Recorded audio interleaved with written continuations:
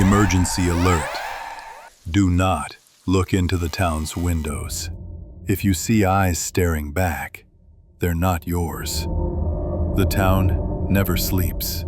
It just watches and waits. The mine shaft yawned before Elias like a cavernous maw, its darkness swallowed by the feeble glow of his lantern. The air was thick with the metallic tang of rust and the faint, sour scent of decay. Shadows danced erratically on the soot-streaked walls, and each flicker seemed to pulse with a life of its own. Elias took a cautious step forward, the gravel crunching beneath his worn boots, a sound that seemed unnervingly loud in the oppressive silence. He paused, eyes scanning the gloom for any sign of the monstrous shapes that had begun to invade the dreams of the townsfolk. And now, disturbingly, their waking hours. Around him, the faintest movements shifted just beyond the edge of perception, a writhing smear of darkness, a grotesque form that seemed to stretch and contract like a living shadow. It was as if the very mine itself breathed with the entity's malignant presence. Elias swallowed hard, forcing himself not to recoil. "This is no mere hallucination," he murmured, voice taut with unease. "The entity is here."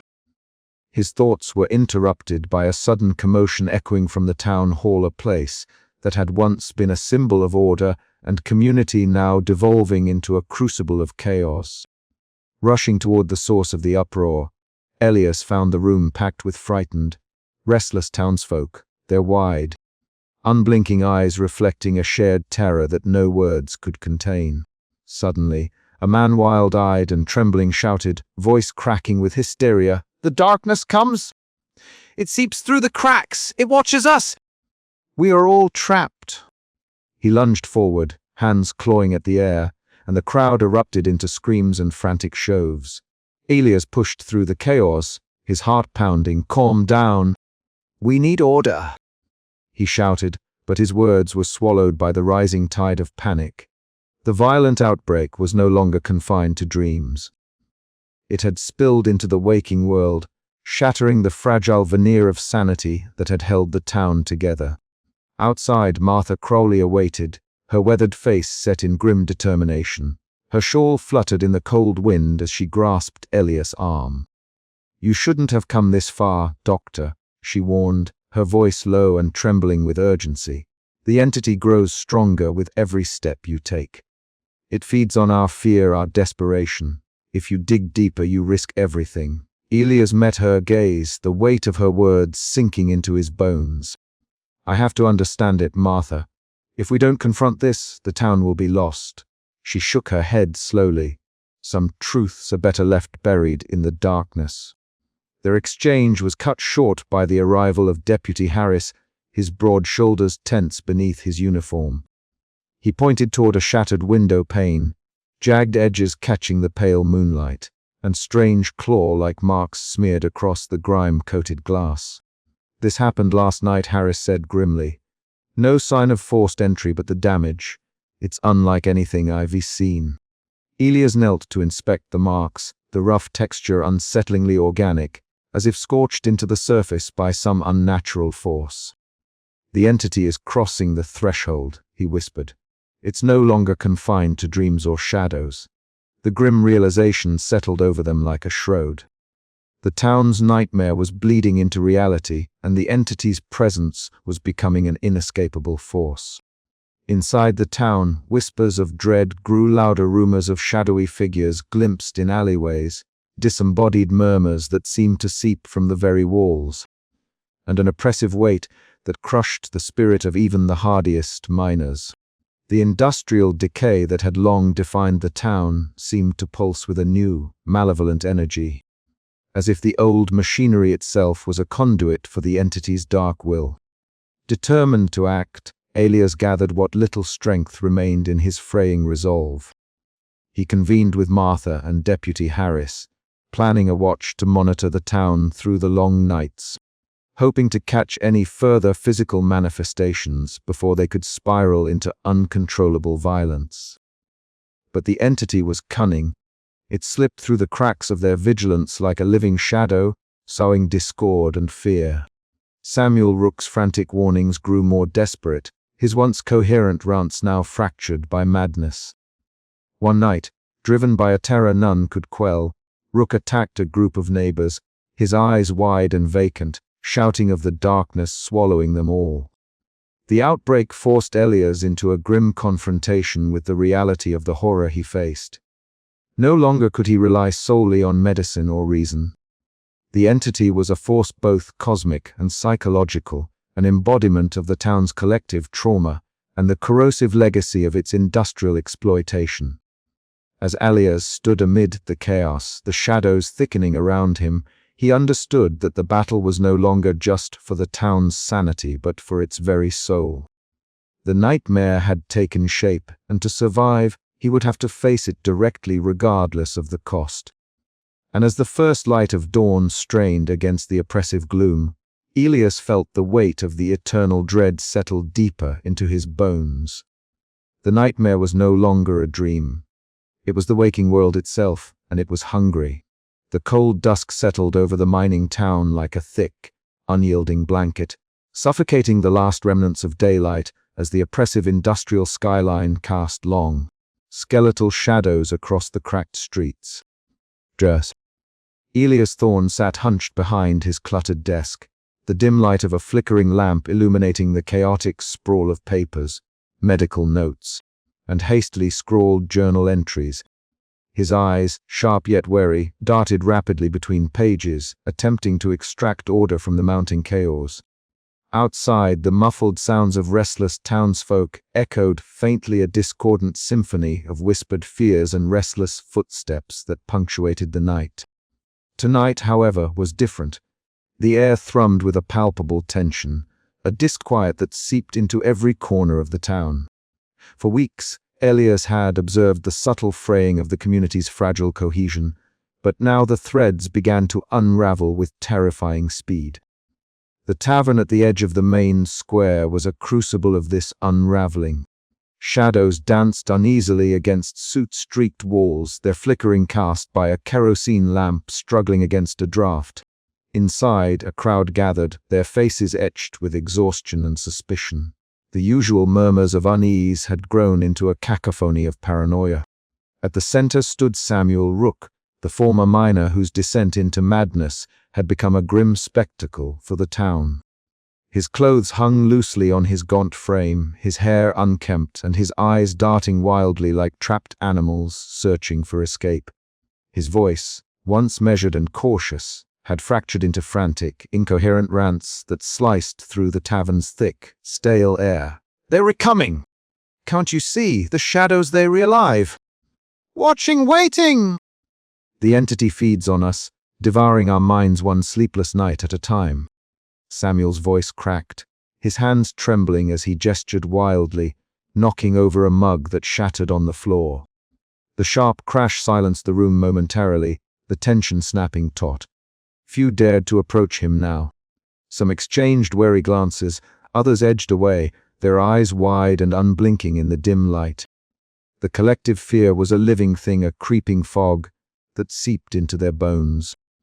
Elias knew Samuel's warnings were no longer the ramblings of a troubled man, but the desperate cries of a mind shattered by the entity's grasp. Outside, the night deepened. The hum of the mining machinery persisted, a relentless mechanical heartbeat that echoed the town's own restless pulse. Elias could feel it in his bones, a ceaseless rhythm that offered no reprieve. Suddenly, a commotion erupted near the back of the tavern. Two men, faces flushed with exhaustion and suspicion, clashed violently over a whispered accusation. The first shoved the second with unwarranted force, igniting a physical altercation that quickly spiraled out of control. Chairs scraped harshly against the wooden floor, shouts and curses filled the air, and the fragile barrier of civility shattered like brittle glass. Elias, standing at the periphery, felt a cold dread wash over him. The violence was both a symptom and a catalyst, the town's collective madness manifesting in raw, brutal form. He stepped forward, attempting to intervene, but the crowd's chaos swallowed his voice and resolve alike. Retreating, Elias found himself alone in the labyrinthine streets, the industrial silhouettes looming ominously against the starless sky. His breath came in shallow gasps as a creeping paranoia gnawed at his mind. The relentless insomnia that plagued the town now threatened to consume him utterly. Back in his office, the shadows seemed to crawl along the peeling walls. The flickering lamp cast grotesque shapes that played tricks on his wary eyes.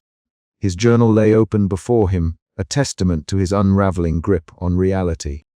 The neat handwriting had given way to frantic scrawls, each word a desperate attempt to capture the intangible horrors that stalked both the waking world and the dreamscape. A sudden knock at the door jolted him from his spiraling thoughts. It was Martha Crowley, her weathered face etched with concern beneath the worn shawl that she always wore. Her eyes, sharp and unyielding, held a fierce urgency. "Elias," she whispered, stepping inside without waiting for an invitation, "you re-digging too deep. The entity's grip tightens with every question you ask. The town's breaking, can't you feel it? If we push further, we'll lose what's left of our minds." He looked up, the exhaustion and despair reflected in his eyes. "But to stop this, to save them, I have to understand." Martha shook her head slowly. "Some truths aren't meant to be uncovered. The deeper you go, the darker it gets." Her words hung heavy in the stale air, a harbinger of the darkness closing in around them all. Elias felt the walls of his own sanity crumbling. The town was fracturing, and with it, his last vestiges of hope. As the night deepened, the violence, the paranoia, and the creeping madness wove an inescapable tapestry of dread. Elias sat back down, the weight of the town's unraveling pressing down like the oppressive machinery that surrounded them. Somewhere beyond the veil of waking and dreaming, the nameless entity pulsed with malevolent life, feeding on the fractures in human minds. And Elias knew, though he fought to deny it, that the nightmare was far from over. The shadows lengthened, the silence thickened, and the fractured minds of the town slipped further into darkness. The question lingered in the cold air: could any light survive in a place where hope was already a ghost? But Elias would not rest. Not yet. Not while even a flicker of resistance remained. Yet, deep inside, a voice whispered, sometimes louder than reason, that perhaps the battle was already lost. And in the suffocating stillness, the town waited, eyes wide open, trapped in its own unraveling dream. The town seemed to breathe beneath Elias Thorne's feet, a grotesque and living thing, pulsing with a rhythm that was both mechanical and organic. As he closed his eyes, surrendering to the pull that had grown irresistible over the past weeks, the oppressive weight of reality dissolved into something far more sinister. The air thickened, heavy with the metallic scent of rust and decay, as the landscape around him warped into a nightmarish dreamscape. The sky bled iron-red hues that stretched endlessly, casting twisted shadows over the ground that pulsed like a living wound. Elias found himself standing alone on a cracked and trembling surface, the remnants of mining equipment protruding like skeletal fingers from the earth. A low hum echoed a chorus of distant machinery and whispered voices that seemed to crawl beneath his skin. The oppressive atmosphere wrapped around him like a shroud, and the eyes he had so often observed in the waking town now appeared before him, the faceless, silent townsfolk trapped in eternal torment. Their mouths were frozen in silent screams, and their eyes were empty voids, reflecting the endless suffering of the collective nightmare they shared. "Why do you come here, Doctor?" A voice slithered through the air, not spoken but felt, a presence that chilled the marrow of his bones. It was the nameless entity, formless yet tangible, a swirling mass of shadows interlaced with fragments of rusted chains, broken tools, and the echoes of anguish. Its grotesque shapes shifted endlessly, never settling, always writhing in a dance of despair and decay. Elias steadied himself, gripping the fading thread of his rational mind. "To understand," he whispered, voice trembling. "To end this." The entity responded with a cascade of incomprehensible whispers, ancient and alien truths that tore at the fabric of his sanity. Memories not his own flooded his mind, generations of suppressed fear, betrayal, and sacrifice buried beneath the town's cold, dark soil.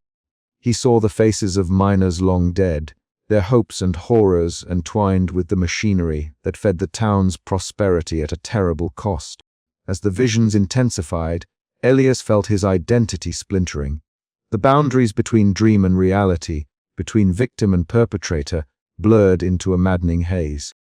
His own fears and guilt intertwined with the collective trauma, creating a tapestry of cosmic horror that threatened to consume him entirely. In a fleeting moment of clarity, Elias reached out, desperate to sever the entity's hold. His hands passed through the shifting shadows, grasping at a fragment of light that flickered weakly in the darkness. But the grasp was futile. The dreamscape buckled and collapsed, plunging him into an abyss of endless darkness and silence. He fell, weightless and alone, swallowed by the void that mirrored the emptiness growing within his mind. The nightmare was no longer just a shared affliction. It was an eternal prison, a cosmic trap from which there was no escape. And as Elias drifted in the darkness, the last vestiges of his sanity slipping away, he understood the horrifying truth. Some nightmares are not meant to end, but to be endured, endlessly, with eyes wide open. Yet beneath the despair, a faint spark lingered, a fragile thread of resistance woven from the depths of human will. Whether it would endure or be snuffed out by the encroaching void remained uncertain. But for now, Elias was lost in the dreamscape, a solitary figure confronting the unspeakable, caught between the waking world and the nightmare that held the town captive. The dream was endless, the horror infinite, and the town, forever sleepless, waited with bated breath for what would come next. The oppressive silence shattered as Elias awoke, gasping, drenched in sweat. His journal lay open on the bedside table, the ink smeared from trembling hands. The boundary between nightmare and waking life had thinned beyond repair. He knew his quest had only just begun, and that the true confrontation with the darkness still awaited him beyond the fragile veil of sleep. The first light of dawn crept hesitantly over the mining town, a pallid wash of grey that seemed almost reluctant to disturb the oppressive stillness. Dra? Elias Thorne emerged from the cramped confines of his lodging, his limbs heavy with exhaustion that no sleep could wash away. The town lay before him like a half-remembered nightmare, skeletal towers of rusted iron and shattered glass, their jagged silhouettes clawing at a mist-thickened sky. The fog clung stubbornly to the cracked streets, swallowing sound and bending the world into a blurred, indistinct tableau. Even the hum of the mining machinery, once ceaseless and relentless, had dulled to a ghostly whisper, a pulse beneath the earth that seemed to resonate with the dark entity Elias had faced in the collective dreamscape. The air was thick with the metallic tang of rust and the faint, acrid scent of coal dust, a constant reminder of the town's industrial heart, now stilled and crumbling. As Elias walked, his senses felt betrayed by the shifting shadows at the edges of his vision. Shapes twisted and recoiled, as if the very fabric of reality was fraying. The entity's presence lingered, a suffocating weight pressing upon his mind, warping perceptions and drawing him into a void of cosmic indifference. He shivered not from cold, but from the raw, gnawing dread that clawed at the edges of his sanity. Back inside his room, the walls seemed to breathe with a slow, sinister rhythm. Elias's journal lay open on the worn desk, pages stained with smudged ink and trembling fingerprints. His eyes darted across the scrawled notes and fragmented observations, but the words blurred and doubled as he struggled to anchor himself to reality. The metallic scent mingled with the stale air, thickening like a fog inside his mind. He pressed a hand to his temple, feeling the cold sweat trickle down his face. The dreams, the shared nightmare, were no longer confined to the night. Their echoes haunted his waking hours, twisting thoughts and distorting memories. Voices whispered from the shadows, half-formed and indecipherable, promising oblivion and endless unrest. A knock interrupted the oppressive silence. Elias looked up as Martha Crowley entered, her weathered face etched with worry beneath the worn shawl draped over her shoulders.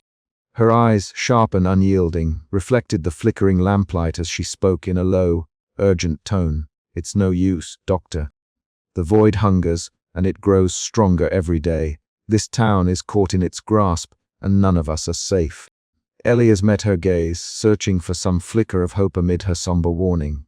"Is there truly no way to break free?" She shook her head slowly. "We've tried to hold on to what little we have, but the darkness seeps deeper. Each of us carries a piece of the nightmare, stitched into our bones." The weight of her words pressed down on Elias, mingling with his own growing sense of helplessness.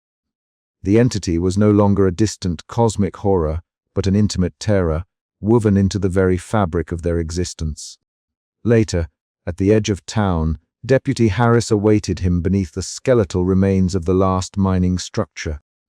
The man's stern features were softened by exhaustion, eyes clouded with the resignation of one who had seen too much yet could do so little.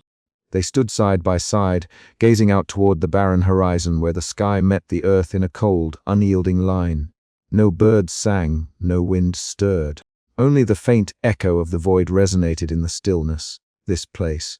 It's dying," Harris murmured, voice low and heavy. "And so are we." Elias nodded, the truth of the statement settling like a stone in his chest. The collective nightmare had not been vanquished. It had only deepened its hold, leaving the town and its people to wither in its shadow. As the sun struggled to break through the fog, Elias felt the last threads of his resolve fray. The entity's echo was everywhere inside his thoughts, in the silence between words, in the oppressive air that pressed down upon them all. There was no escape, no awakening from this shared slumber. And yet, in that bleak moment, a flicker of something stubborn and fragile remained, a will to bear witness, to record the horror before it swallowed them whole. Elias returned to his journal, hands steadier now, and began to write, the words a trembling testament to the void that echoed endlessly within and without. The nightmare endured, a living shadow cast over the town that slept with its eyes open, forever haunted and alone. But beyond the veil of despair, a faint question lingered. Could the human mind endure when the void was no longer outside, but within? The air in the small, musty parlor felt thick and unyielding, as if even the walls themselves bore the weight of years of silence and regret. Drear. Elias Thorne sat rigidly in the stiff wooden chair, his gaunt figure hunched forward, eyes shadowed and hollow beneath heavy lids that had long ceased to truly rest.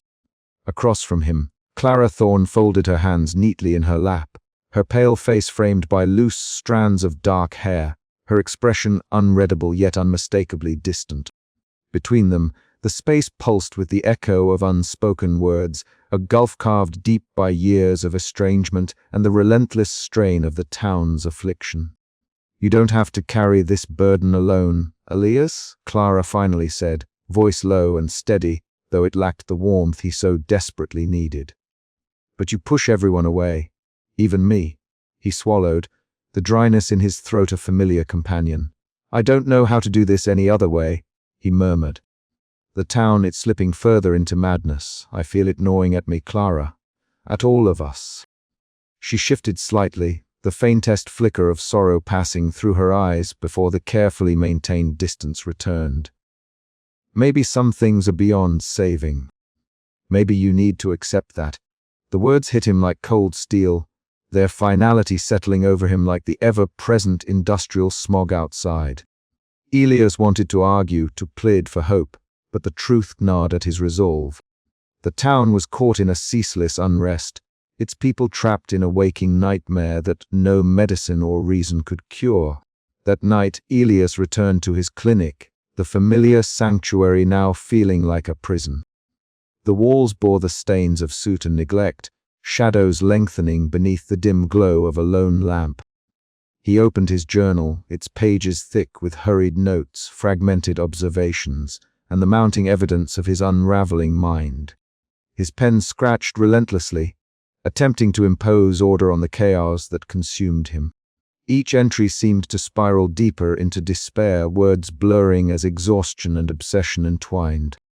Outside, the distant clatter of machinery hummed a monotonous dirge, a reminder of the town's relentless industrial pulse.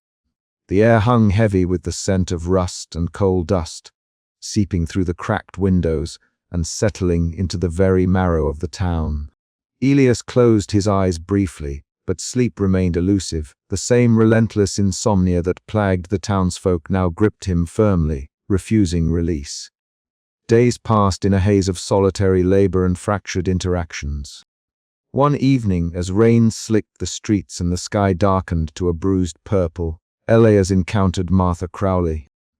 Her weathered face was illuminated faintly by the flickering street lamp, the worn shawl wrapped tightly around her shoulders offering scant protection against the chill. "You were losing yourself, Doctor," she said quietly, her voice carrying the weight of hard-earned wisdom. "This town eats at the soul. You must be careful how deep you dig." Elias met her gaze, searching for some thread of hope amid the resignation. "I can't stop now. Not when so many suffer." She sighed, her eyes flickering toward the looming silhouette of the mines. "Hope is a fragile thing here. Don't let it break you." Her words lingered long after she had disappeared into the night, a fragile lifeline tethered to a sinking ship.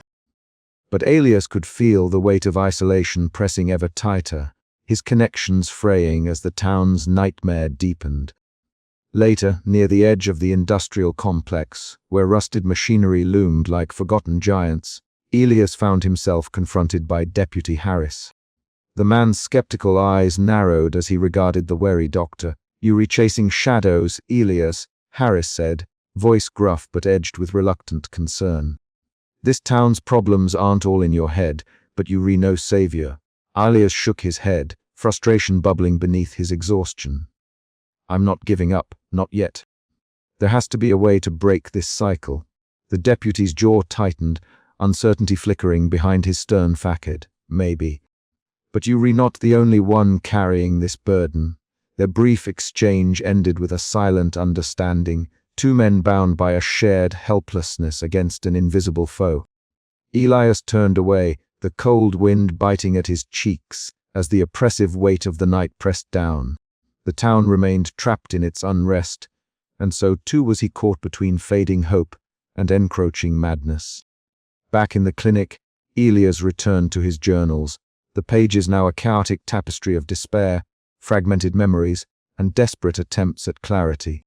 His thoughts spiraled, blurring the lines between waking and dreaming, reality and nightmare. The faces of the townsfolk haunted him empty, wide-eyed, trapped in a shared horror that none could escape. As dawn crept over the horizon, painting the sky in sickly shades of gray, Elias paused. The exhaustion etched deep lines on his face, but his eyes remained unblinking, reflecting the hollow promise of another sleepless day. Somewhere beyond the haze of his unraveling mind, a question lingered: was salvation possible, or was he merely another lost soul swallowed by the town's eternal unrest? The chill of isolation wrapped around him like a shroud, and the creeping dread whispered that the nightmare was far from over. Yet Elias, battered and broken, refused to let go. Not yet. Outside, the industrial hum continued unabated, a relentless heartbeat echoing the town's suffocating grip. And within the shadows, the nameless entity thrived, pulsing beneath the surface of broken dreams and fractured minds, waiting for the next flicker of resistance to consume. The night stretched endlessly ahead, and Elias' weary gaze searched the encroaching darkness for a sign, a spark of light to pierce the suffocating gloom. But all that remained was the echo of silent screams and the unyielding grip of isolation's cruel embrace. And so the town slept with its eyes open, caught forever between waking and nightmare, while Elias stood alone at the precipice of madness, his soul tethered to a horror that refused release. As the first light of morning bled weakly through the grime-streaked windows, Elias closed his journal and whispered to the silence, "There must be a way. There must be a way." But the only answer was the endless hum of the town, a dirge for the lost and the damned. The police station's faded green walls seemed to shrink inward under the weight of the silence, broken only by the distant, metallic thrum of machinery that never ceased. Deputy Harris sat behind his cluttered desk, arms crossed tightly, his scowl deepening as Jutta Elias Thorne paced before him. The doctor's voice was lower now, cautious but insistent, weaving fragmented theories about shared nightmares and an insidious presence that gnawed at the town's collective mind. "I don't know what you want me to do with this," Harris grunted, glancing once toward the window, where the grey light of dusk faded into the smog-choked night. "People around here don't take kindly to strangers poking into their business, especially when it makes them look crazy." "This isn't just about business, Deputy," Elias replied, his sharp eyes catching the faint twitch of unease beneath the lawman's skepticism.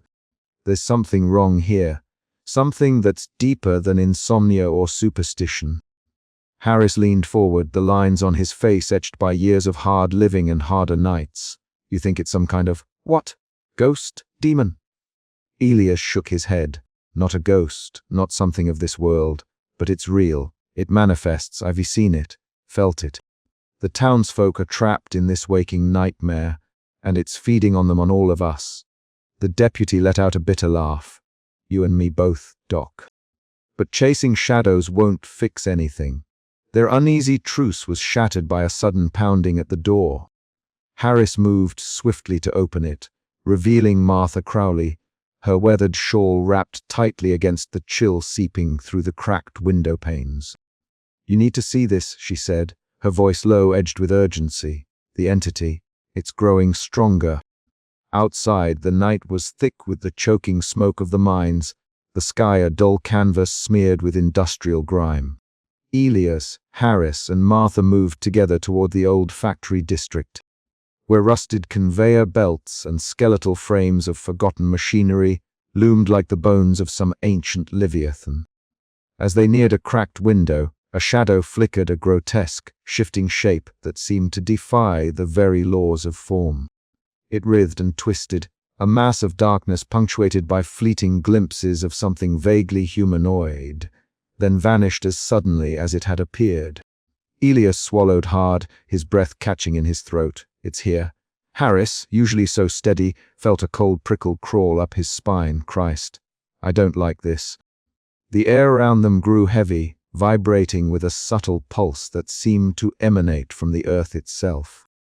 The ground beneath their feet throbbed faintly, as though the town's tortured history was alive, breathing beneath layers of rust and soot.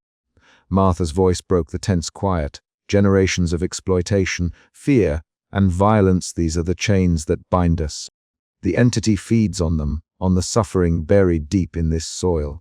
It's why the town never sleeps, why our minds are trapped in that endless nightmare." Elias looked at her, the weight of her words settling over him like a shroud. "Then it's not just the entity. It's everything this town has become." Harris nodded slowly, his skepticism giving way to grim determination. "If we were going to face this, we do it together. No more running from what's under our noses." Together they began to trace the invisible threads that connected the industrial decay, the collective madness, and the entity's insidious presence. Each revelation deepened the oppressive atmosphere, but also strengthened their bond, a fragile alliance forged in the shadows of despair. Yet as they moved forward, Elias couldn't shake the gnawing thought that these unseen chains might be stronger than any of them, binding them not just to the town's past, but to an eternal nightmare with no end. The night stretched on, thick with whispers and half-glimpsed horrors. Somewhere in the distance, the relentless pulse of the mines echoed, a grim reminder that beneath the surface, the town's dark heart still beat, and the nightmare endured. And in that pulse, Elias understood some horrors were not meant to be broken free from, but endured, carried like a weight that would never lift. He glanced at Deputy Harris, whose jaw was set with stubborn resolve, and then at Martha, whose eyes held the wary knowledge of generations. The path ahead was uncertain, shadowed by the unseen chains that held them all. But there was no turning back now. The nightmare was growing stronger, and so must they. You think this place was cursed from the start, Harris muttered, kicking a piece of rusted metal. Not cursed, Martha answered, her voice steady but mournful. Wounded. Left to rot by those who only cared for the profits. Alias knelt beside a cracked plaque, its inscription faded but still legible. To the men who toiled beneath these grounds, may their sacrifices not be forgotten. Sacrifices, Elias repeated. Sacrifices that feed the darkness. Harris spat on the ground. I've seen what desperation does to people. What fear does. And now it's a beast that feeds on that fear, Elias said softly. The wind carried a distant, eerie whistle, the sound of a mine shaft venting, or perhaps a sigh from the town itself. We need to be ready, Harris said, glancing toward the shadows, because whatever this thing is, it's not finished with us yet. Elias nodded, the weight of the unseen chains tightening around his chest. The nightmare was far from over. The basement was heavy with the scent of damp stone and flickering candle wax. The low murmur of whispered voices, threading through the cramped space like fragile strands of defiance.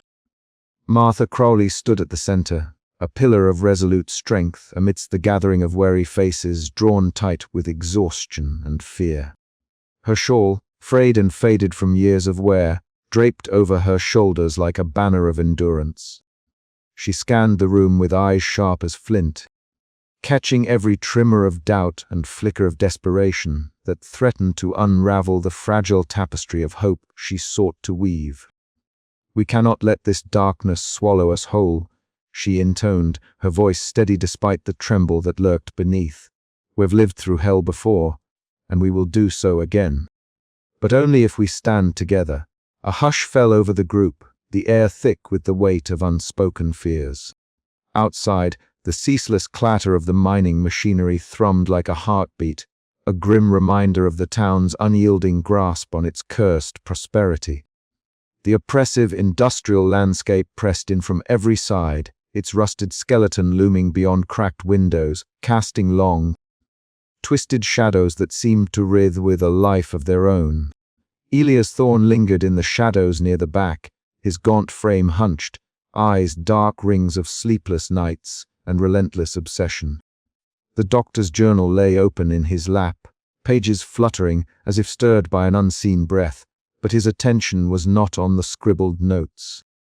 It was on the faces surrounding him, faces drawn with the sharp lines of grief and determination, yet flickering with the fragile light of resistance. His mind wrestled with the paradox of hope blossoming amid a garden of rot. Martha's gaze found his in the dimness, a silent acknowledgement passing between them. She was the town's unyielding heart, a guardian against the encroaching madness that sought to claim every mind like a ravenous tide. Yet even she bore the marks of the struggle, lines etched deep by sleepless nights, eyes clouded with shadows that no candle could dispel. We hear the whispers, she said, voice barely above a breath, the voices that crawl beneath our skin and twist our thoughts. But we must not let them silence us. From the doorway, the heavy footsteps of Deputy Harris echoed, a reluctant sentinel caught between law and the inexplicable terror gripping the town. His broad shoulders filled the frame as he stepped inside, face set in a mask of skepticism tempered by the hard-earned knowledge of things beyond reason. The room shifted with the weight of his presence, a tension threading through the gathered souls like a taut wire. He exchanged a glance with Martha, a fleeting moment heavy with unspoken truths and fragile alliances. Taking a seat at the edge of the circle, he folded his arms, eyes scanning the group with cautious resolve. The uneasy truce was palpable. Law enforcement and townsfolk united not by certainty, but necessity. I don't believe in ghosts, Harris muttered, voice low and gruff. But whatever's out there, it's tearing this place apart. Murmurs rippled through the room, a mixture of agreement and fear. Elias felt the lines between observer and participant blur as the doctor's analytical mind wrestled to anchor itself amid the swirling chaos. His journal grew heavier with each entry, chronicling not just symptoms and strange behaviors, but the fragile human spirit fighting to endure. Outside, the night pressed in like a living thing. The industrial maze stretched beneath a sky swollen with heavy clouds, the rhythmic pounding of the mining machines a relentless dirge. Shadows danced grotesquely along the rusted pipes, twisting into shapes that mocked sanity itself.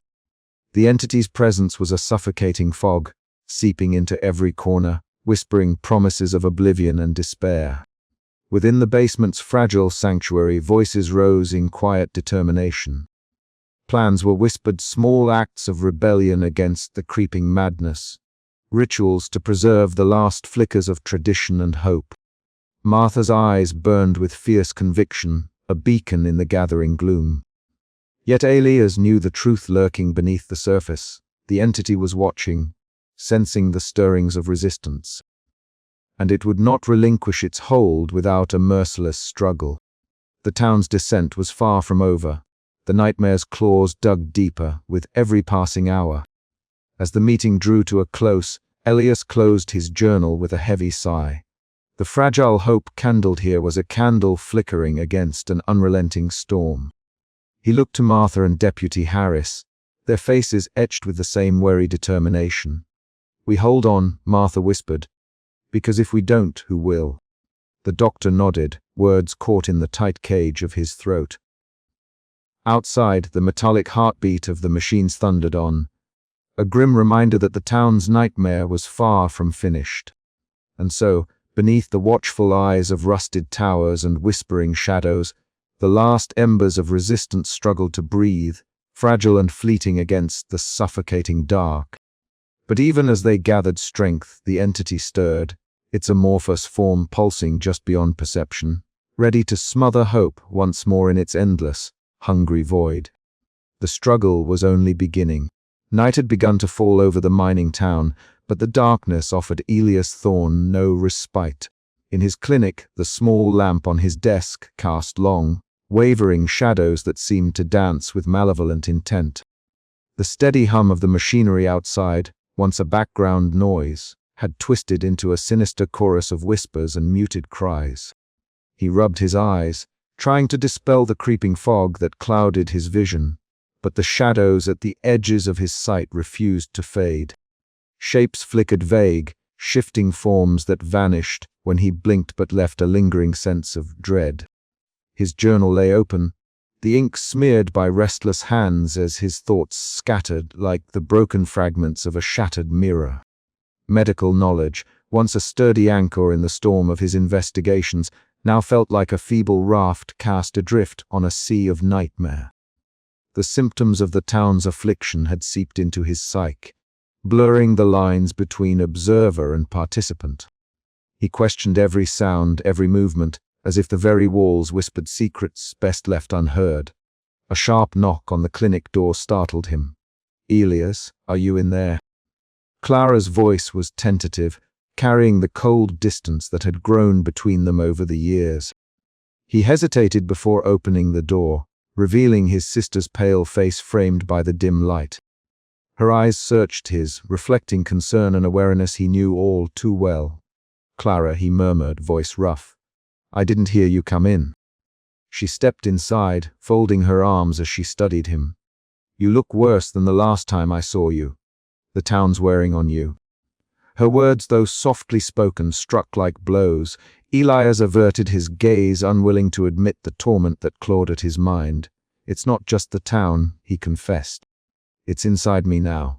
The dreams, the visions they won't let me go." Clara's eyes flickered with a mixture of pity and frustration. "You need to rest, Elias. But I know that's impossible here." Their conversation was interrupted by the distant clang of machinery, a relentless reminder of the industrial behemoth that loomed over the town like a dark god. The oppressive presence seeped through the cracked window pane, filling the room with a tangible weight. Later, as Elias wandered the town square, he encountered Martha Crawley. Her weathered face was set in a grim expression beneath the worn shawl that had become her constant companion. The fog hung low, muffling the sounds of the restless town. "Doctor," she said quietly, you fraying at the edges, "the town's madness is seeping into you, just as it has into all of us. You must be careful how deep you dig. Elias met her gaze, feeling the heavy truth behind her words. But if I don't dig, who will? The nightmare will consume us all. Martha's eyes darkened. Sometimes knowing is a curse worse than ignorance. As night deepened, Deputy Harris patrolled the empty streets. The flickering streetlights cast unsettling shadows that seemed to writhe and slither along the cracked pavement. His footsteps echoed in the silence, a solitary rhythm in a town unraveling at the seams. The lawman's stern face betrayed his growing helplessness. His enforcement was no match for the creeping madness suffocating the community. Back in his clinic, Elias sat slumped over his desk, the weight of his unraveling mind pressing down like the oppressive machinery outside. His journal entries grew more erratic, a stream of consciousness that blurred fear, paranoia, and desperation. The nightmare was no longer confined to the dreams. It was leaking into every waking moment. He reached for his pen, hands trembling. "If this is to be my last record," he wrote, "let it be a testament to the fragility of the human mind when besieged by forces it cannot comprehend. The town's madness is mine now." A sudden knock at the door jolted him upright. Outside, the shadows seemed to pulse with a life of their own, and Elias realized with a shudder that the boundary between nightmare and reality had all but dissolved. The fraying threads of his sanity trembled on the edge of rupture, and the town's collective madness threatened to swallow them all whole. The darkness was waiting, patient and eternal. The tavern was a cavern of shadows, broken only by the flickering light of a single lantern hanging askew from a rusted hook. The air was thick with stale smoke and a simmering tension that seemed to coalesce around Samuel Rook's trembling frame. Elias watched him from the far corner, his gaunt face illuminated by the lantern's weak glow, eyes darting wildly as if each shadow might leap to claim him. "You don't understand," Samuel rasped, voice cracked and urgent. "It's not just insomnia, not just nightmares, it's the entity, it's eating us from the inside out. I've seen it. In the mine shafts, in the dreams, in the eyes of those who've lost themselves. It's here, Elias. It's here, and it's hungry." Elias leaned forward, the weight of exhaustion pressing into his bones. "Samuel, I've heard your warnings, but we need evidence. We need to understand what we're dealing with. Evidence." Samuel's laugh was bitter, a dry rasp that seemed to draw the shadows closer. "The evidence is the madness spreading like wildfire. The violence, the rage, the empty gazes. You think you can fight this with medicine or reason. It's beyond us. Beyond everything." The conversation was cut short by a sudden commotion outside. A scream ripped through the night, sharp and raw, followed by the chaotic clatter of feet pounding against cobblestone. Elias and Samuel rushed outside, the cold night air biting at their skin, carrying the metallic tang of blood and the acrid stench of smoke. In the town square, a scene of carnage unfolded. Figures moved erratically, their eyes unnaturally wide and unblinking, faces contorted in grotesque expressions that twisted human pain into something monstrous. The clang of machinery from the nearby mine melded with the screams, creating a dissonant symphony of industrial horror and human suffering. Elias' heart pounded as he tried to make sense of the violence. A man lunged at him, wild and desperate, but Elias dodged, using the briefest moment to push past the crowd. The entity's influence was palpable, a suffocating presence that seemed to thicken the air and sap his strength. Amid the chaos, Elias caught sight of Samuel, cornered by a group of frenzied townsfolk. Despite his frailty, Samuel fought with a desperate fury, his voice rising above the din in frantic pleas and warnings. Then, suddenly, the violence turned tragic. A blow struck Samuel down, his body crumpling to the ground as the mob surged past, leaving him broken and silent. The shock of Samuel's death crashed over Elias like a tidal wave. The man's warnings, once dismissed as paranoia, now echoed with a grim finality. The town was unraveling, its fragile veneer of sanity shattered beyond repair. Later, Elias found himself standing alone on a rain-slick street, the cold droplets stinging his skin as smoke curled from burning buildings. The industrial skyline loomed like a dark specter against the stormy sky, an eternal reminder of the town's decay and despair. In this desolate moment, Elias felt the crushing weight of isolation, the knowledge that the battle ahead might be his last. Inside a small, dimly lit room, Martha Crowley cradled Samuel's lifeless form. The flickering lantern cast long shadows, dancing across her weathered face etched with grief and fierce determination. She whispered prayers, old words steeped in superstition and hope, offering a fragile bulwark against the encroaching darkness. "We cannot let this end here," she murmured, her voice steady despite the tears glistening on her cheeks. "There is still a fight to be fought." Elias returned to her side, the resolve in her eyes rekindling a spark within him. The nightmare was closing in, but he would face it, no matter the cost. The storm was gathering, and the final confrontation loomed like a jagged horizon, inevitable, terrifying, and absolute. As the night deepened, the town's restless whispers grew louder, threading through the heavy silence like a dirge. Elias knew the fragile line between salvation and oblivion was razor-thin. The entity fed on fear and madness, a monstrous force born from the town's own suffering. To confront it was to gaze into the abyss, risking everything. He opened his battered journal, the pages stained with ink and sleepless nights. There, he mapped out a plan not just to understand, but to challenge the unbearable truth. The nightmare would not consume him without a fight.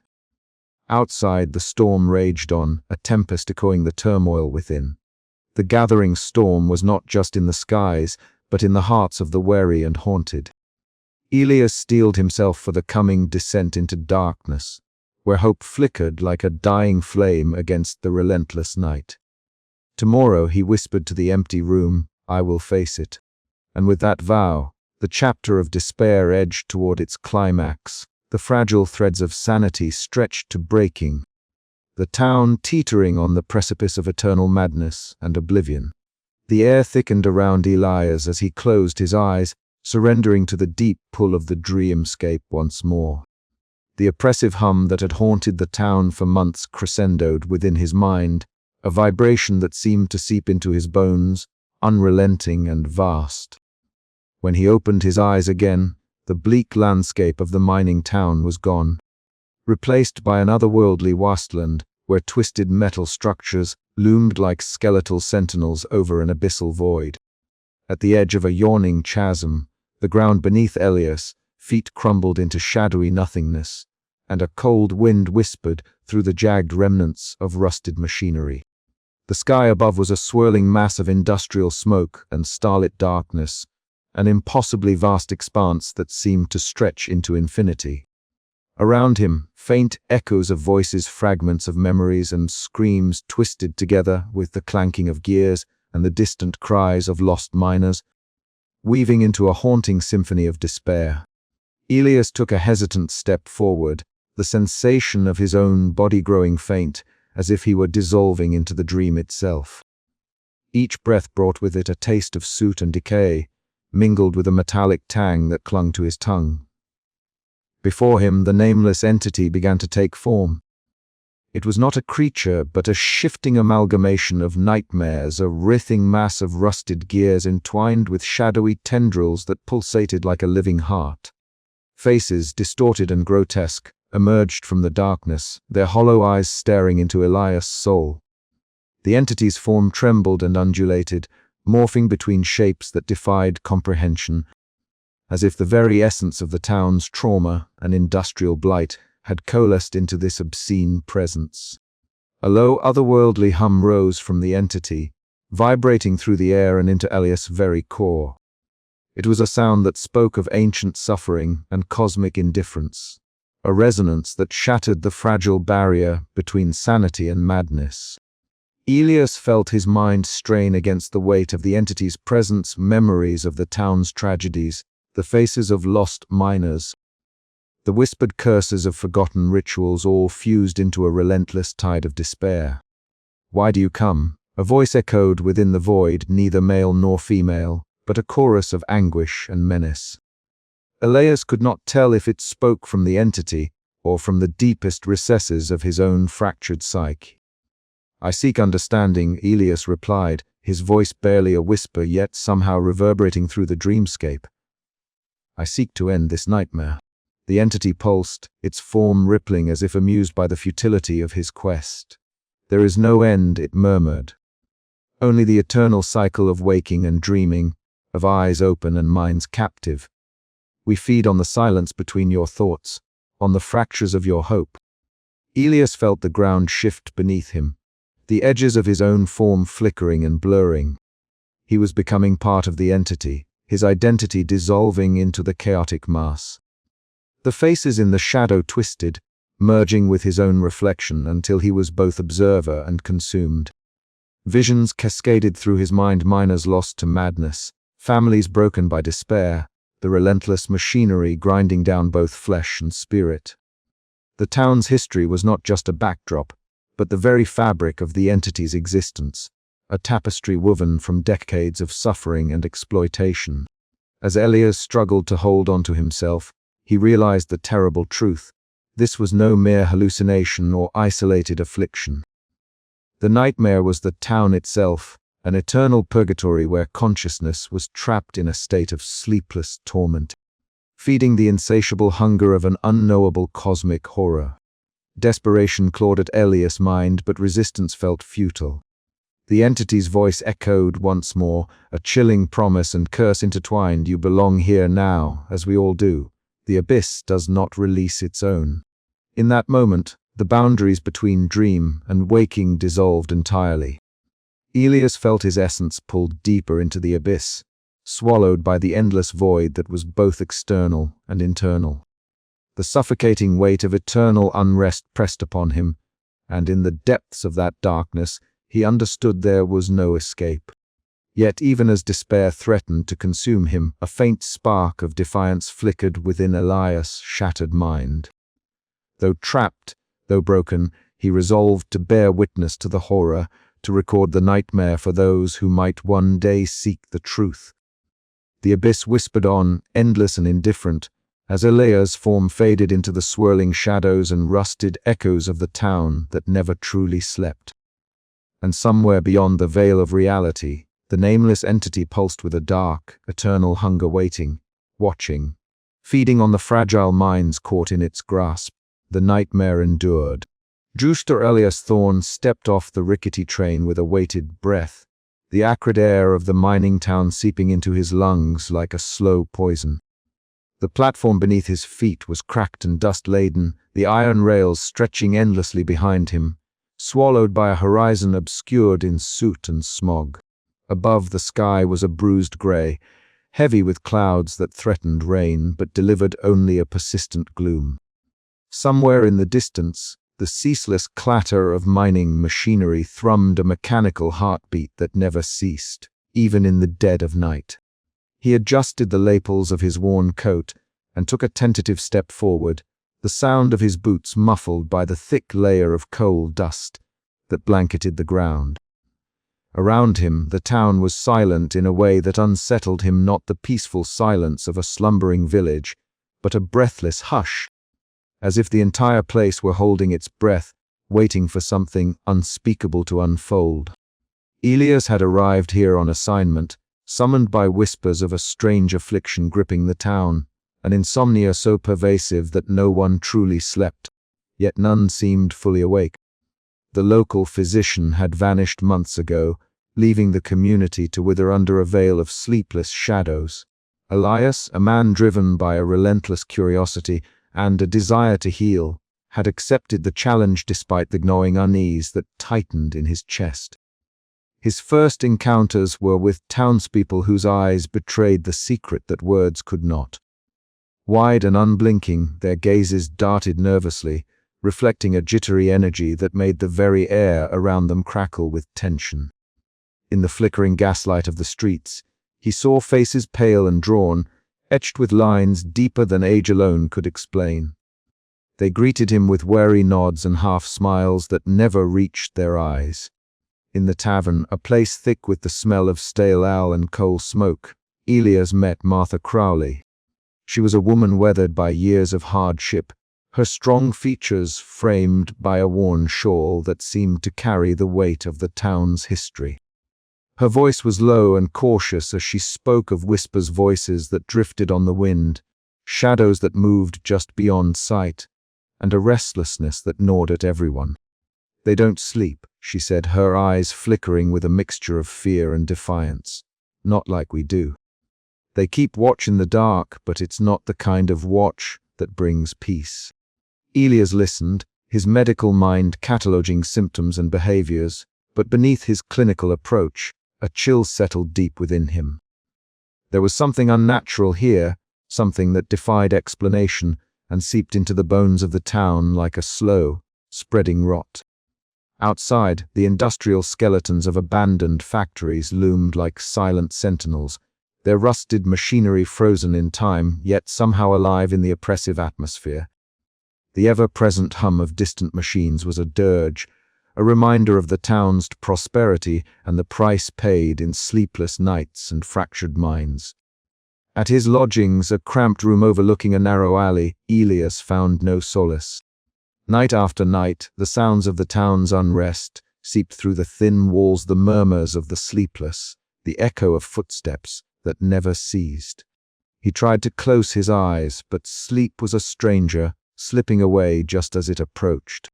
His own journals grew thick with observations, questions, and a creeping sense of isolation.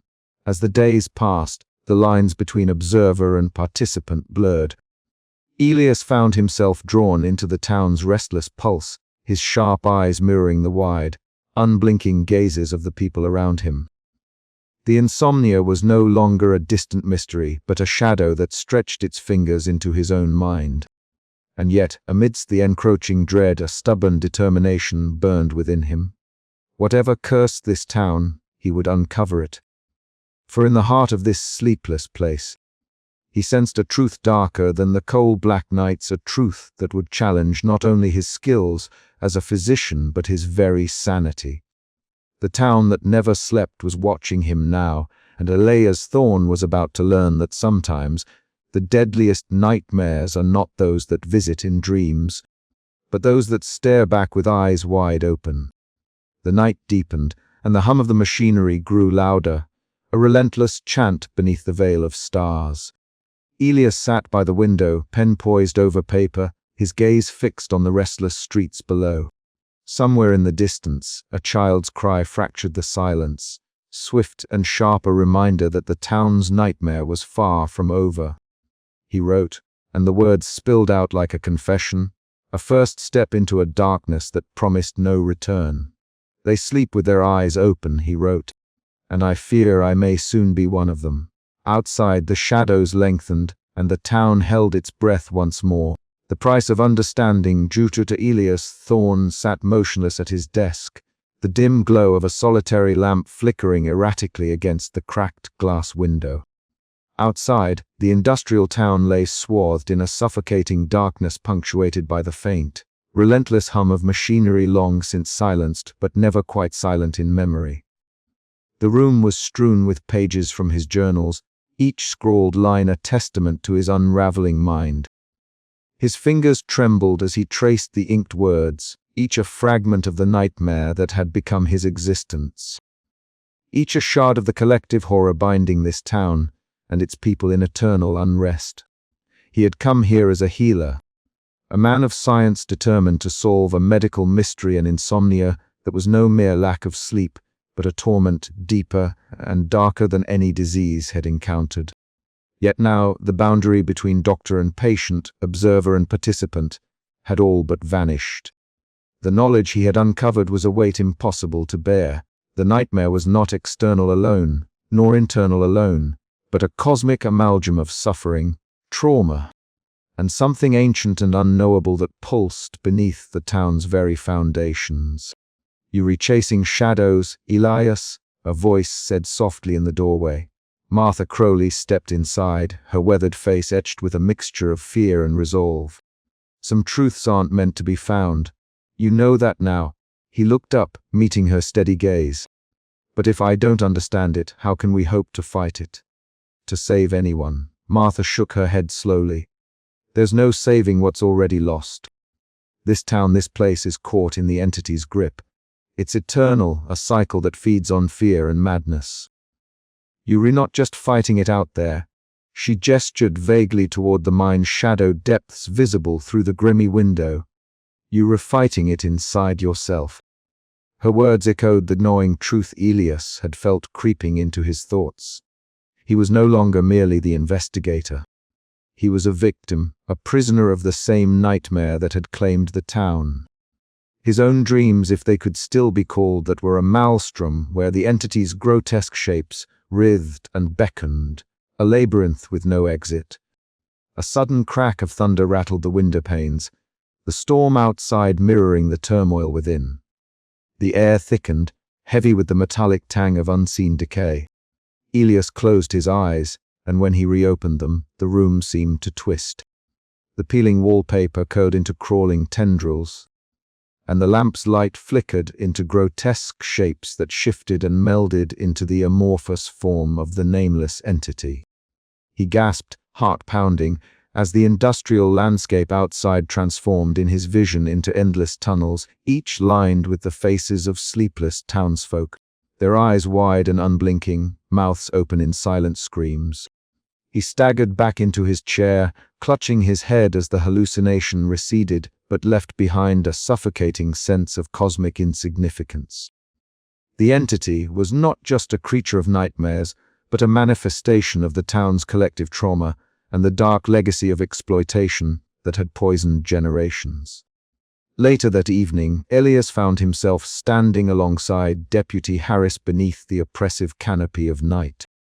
The deputy's usual skepticism had given way to a reluctant understanding born of witnessing horrors no badge could shield from. They stood in silence, the town's restless eyes seeming to glimmer from every shadow, a living testament to the nightmare that consumed them all. "It's hopeless," Harris muttered, voice low and gravelly. "But maybe we hold on to what little we've got left." Elias nodded, the fragile solidarity between them a brief beacon in the encroaching void.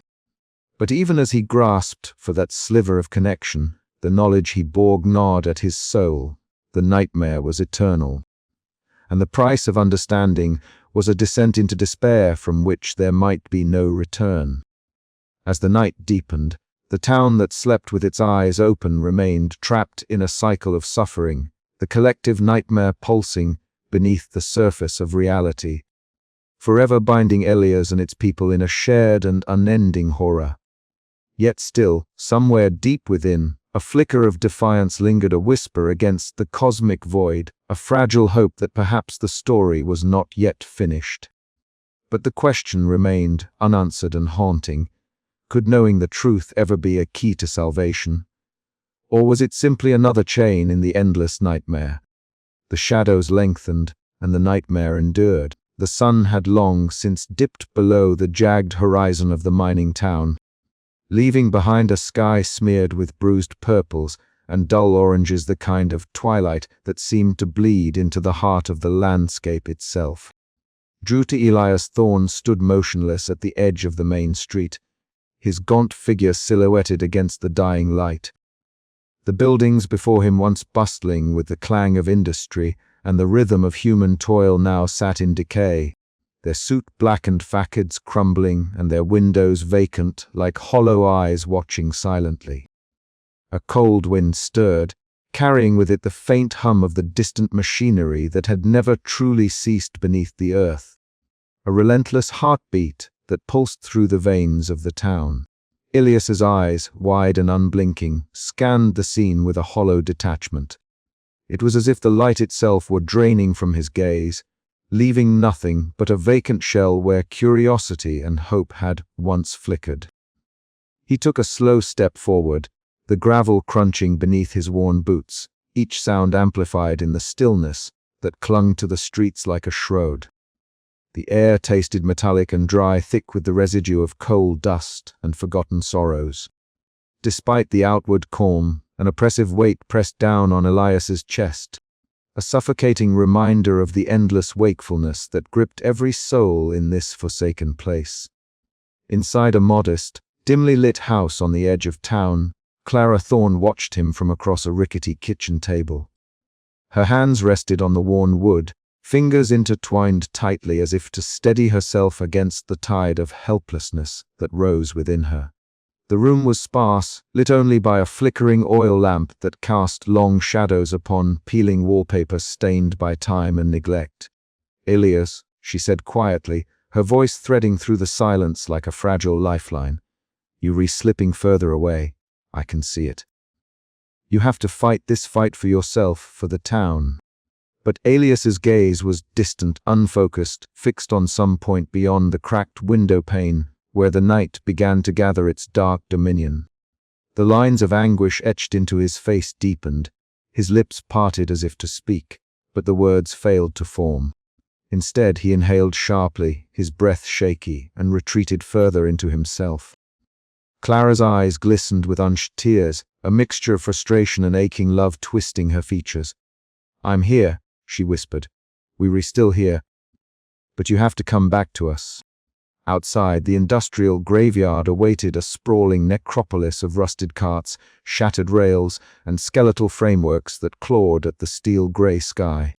Ilias found himself drawn there once more, as though the remnants of the mines held a morbid invitation. Each step through the twisted metal was a descent deeper into the marrow of the town's suffering. The silence was broken only by the occasional distant clang, a metallic echo that reverberated through the hollow spaces, mimicking the fractured rhythm of Elias's own thoughts. Shadows lengthened and merged, dancing in grotesque shapes that teased the edges of his vision. He clenched his fists, fighting the urge to succumb to the creeping madness that whispered promises of oblivion. Returning to his sparse room, Ilias lit a candle whose trembling flame cast a fragile glow over the scattered pages of his journals and medical notes. His hand shook as he reached for a pen, compelled to chronicle the unraveling of his own mind and the relentless nightmare that gripped the town. Words spilled forth in vivid scrawls, disjointed, looping, desperate attempts to grasp a truth that slipped like smoke through his fingers. The darkness outside pressed close, a living entity that seeped through cracks and crevices, entwining with the shadows within. Ilias felt the walls close in, the barrier between nightmare and waking dissolving into a suffocating haze. His breath quickened, heart pounding as the candle flickered violently before plunging the room into darkness. In that enveloping blackness, Ilias understood the cruel certainty of his fate. The town was a prison of endless wakefulness, a collective dream from which there was no escape. His mind, once a tool of reason and healing, now lay fractured beneath the weight of shared trauma and cosmic indifference. Clara's distant voice echoed faintly in his memory, a tether to a world slipping ever farther away. Yet as the shadows deepened, Ilias felt himself fading, his light dimming, swallowed by the eternal dusk that claimed the town and all who dwelled within it. And as the night stretched on, unyielding and infinite, the town remained trapped in its waking nightmare, eyes wide open but souls forever lost. The candle's flame sputtered once more, then vanished, leaving only the silence and the darkness that waited. Would Ilias find the strength to reclaim his shattered self, or would he too become another ghost among the shadows, swallowed whole by the town that sleeps with its eyes open? The question lingered, unanswered, as the fading light died. The grey sky hung low over the town as dusk settled into an unforgiving twilight. Martha Crowley stood in the center of the town square, her silhouette framed by the flickering glow of dozens of candles arranged carefully on the cracked cobblestones. The air was thick with dampness. The cold seeped into the bones of the few gathered souls, their faces drawn and pale, eyes wide and hollow yet alert. Around them, the industrial skeletons of the mines loomed silent now, but ever present as a reminder of the town's ceaseless suffering. Martha's shawl, worn and threadbare, wrapped tightly around her shoulders against the chill. Her strong features were etched with lines of hardship and determination, her eyes reflecting the flickering candlelight with a fierce, unyielding hope. She lifted her voice, quiet but resolute. reciting a prayer mingled with old superstitions and pleas for mercy. The townsfolk echoed her softly, a fragile chorus struggling against the oppressive silence that clung like a shroud. Around them, shadows stretched long and distorted, the rustling leaves whispering secrets carried on the wind whispers that seemed to come from the very heart of the mines, from the dark veins beneath the earth where the nameless entity pulsed unseen. The faint hum of machinery, long since stilled, lingered in the ears like a maddening refrain, a reminder that the nightmare endured beyond the waking world. Meanwhile, in a small, dimly lit room not far from the square, Elias Thorne sat hunched over his journal. The only illumination came from the flickering flame of an oil lamp, its light casting dancing shadows on the cracked plaster walls, shadows that morphed and writhed like restless spirits. His gaunt face was pale, eyes sharp but wary, rimmed with dark circles from countless, sleepless nights spent chasing the intangible. His pen moved feverishly across the yellowed pages, filling them with a meticulous record of symptoms, observations, and fragmented thoughts. Each word was a desperate attempt to impose order on the chaos that had swallowed the town and himself. The journal had become more than a medical log. It was a testament to the horror that was eroding the very fabric of sanity. The silence in the room was punctuated only by the scratching of ink and the occasional distant echo of voices from the vigil below. Elias paused, his hand trembling, and stared out the window. Beyond the glass, the town seemed suspended in a dreamlike stillness, its residents caught in an unending vigil of sleepless torment. Later that night, a soft knock disturbed the fragile quiet. Clara Thorne entered hesitantly, her pale face a stark contrast to the gloom surrounding her brother. Her eyes, distant yet searching, met Elias' wary gaze. Words were scarce between them, strained, fragmented attempts at connection in a world steadily unraveling.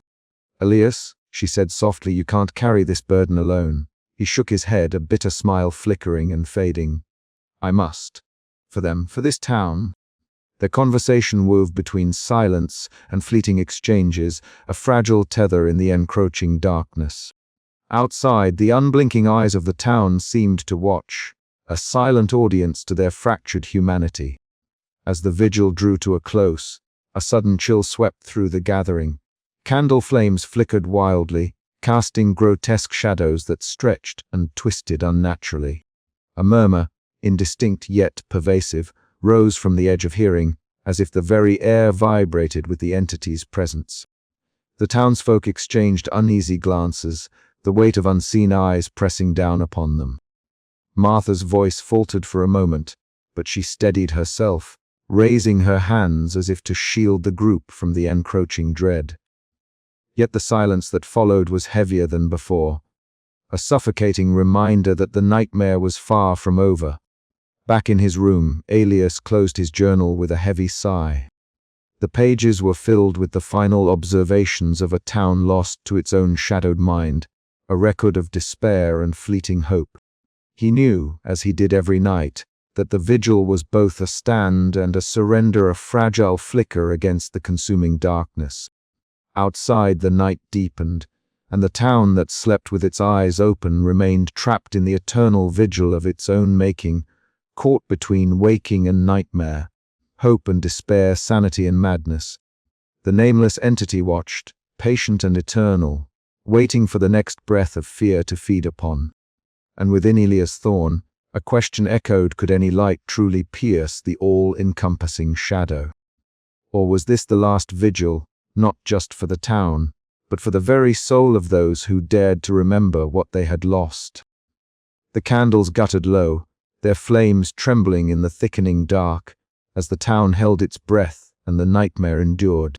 The descent was inevitable, a slowly encroaching darkness that swallowed every shard of Elias Thorne's once steadfast mind. It began in the quiet moments between sleepless nights, where shadows danced too long on the edges of his vision, and the hum of the mining machines mutated into a sinister symphony only he could hear. His journal lay open before him, pages stained with trembling ink and half-formed words that twisted into incoherence. The boundaries that once separated his clinical detachment from the surreal nightmare of the town's affliction had shattered, leaving behind a man adrift in a sea of his own unraveling thoughts. Elias found himself drawn back to the abandoned mining tunnels, a place where the air hung heavy with the scent of rust and stale earth. Each footstep echoed with a hollow clang that seemed too loud, too unnatural. The walls, slick with moisture and grime, appeared to pulse, as if the very stone breathed with some grotesque life. Strange whispers slithered through the darkness, their source impossible to pinpoint, but their menace unmistakable. The oppressive weight of the darkness pressed upon him, a physical force that squeezed at his chest and blurred his vision. In this suffocating void, his hallucinations grew vivid. Faces morphed from the blackness, twisted visages of the townsfolk contorted in silent screams, their eyes hollow and accusing. He saw Clara's distant gaze flicker with despair before dissolving into shadow. His own reflection fractured in the cracked surfaces around him, multiplying into grotesque caricatures of his fractured psyche. The monstrous entity that plagued the town seemed to leak into his waking world, its presence a suffocating fog that clouded reason and memory. Back in his office, the flickering gaslight cast jittery shadows over his cluttered desk. Elias grasped at his journals, desperate to anchor himself to some semblance of reality. But the words swam and twisted, the ink bleeding into shapes that no longer made sense. The steady mechanical drone outside became a relentless chant, a dirge marking the slow death of his sanity. He scribbled frantic notes, his handwriting devolving into frantic scrawls as the walls of logic crumbled. His rare encounters with Clara were marked by a profound distance, a chasm widened by unspoken grief and his growing instability. On one rain-soaked evening, beneath a sky heavy with storm clouds, they met in a deserted street. The cold drizzle clung to their skin, mingling with the bitter taste of regret. Elias reached out, voice cracking, pleading for connection, but she recoiled, her eyes reflecting a sorrow too deep for words. The looming silhouettes of rusted machinery and derelict buildings framed their fractured reunion, the oppressive environment a bleak reminder of all that was lost. Martha Crowley's visits became both a balm and a torment. Her steady presence amidst the chaos offered fleeting comfort, her voice a whisper of ancient fears and stubborn hope. In the flickering light of his home, she spoke of the town's curse and the price of its prosperity, her words heavy with the weight of generations. Yet, even as she tried to anchor Elias to the fragile reality, unseen shadows writhed just beyond the windows, feeding the paranoia that gnawed at his mind. Each day, the veil between nightmare and waking life thinned, until it was little more than a thread about to snap. Elias' descent was a mirror to the town's own decay, both trapped in an endless loop of dread and despair. His medical knowledge, once a shield, now felt impotent against the creeping madness. The collective trauma of the community, the toxic legacy of industrial exploitation, and the cosmic horror embodied by the nameless entity conspired to erode every fragment of his identity. The chapter closes on Elias standing alone in the darkened streets, eyes wide and unblinking, mirroring the sleepless faces of the town. The oppressive hum of machinery fades into a low growl, and shadows gather like a living tide. The nightmare is no longer something outside him, it has become the core of his being. As the cold wind bites through the empty avenues, the question lingers in the air, how long before the last light of sanity dies entirely? And with that harrowing thought, the story propels forward, the descent deeper into madness inevitable and irrevocable. The sun had long vanished behind the thick, choked horizon of smoke and rust, leaving the mining town bathed in a dim, bruised twilight that seemed to seep into every crevice and shadow. Juter Elias Thorne stepped quietly onto the cracked pavement, his boots barely disturbing the thin layer of ash and grime that coated the streets. Around him, the town was a skeleton of its former self, yet it breathed a slow, labored inhalation of despair and decay. The residents wandered with a peculiar stillness, their eyes wide open yet glazed. reflecting the flickering gaslights overhead with a vacant intensity that unsettled Elias to his core. They moved like phantoms tethered to a waking nightmare, their faces expressionless, lips parted as if perpetually caught between breaths. The air was heavy with an unnatural silence, broken only by the distant, mechanical groans of mining equipment, a dirge for a dying town. Elias's gaze flicked to a woman standing at the corner, her shawl wrapped tightly around her shoulders despite the stifling air. Martha Crowley's presence was a rare anchor amid the drifting emptiness. Her weathered face was drawn tight with worry, eyes sharp beneath furrowed brows. She beckoned him softly, guiding him toward a dimly lit tavern that reeked of stale smoke and unspoken fears. Inside the tavern was a cavern of shadows and whispers. Elias's footsteps echoed hollowly as he took in the gathered townsfolk, pale, twitching figures whose blurred outlines seemed to waver against the flickering lamplight.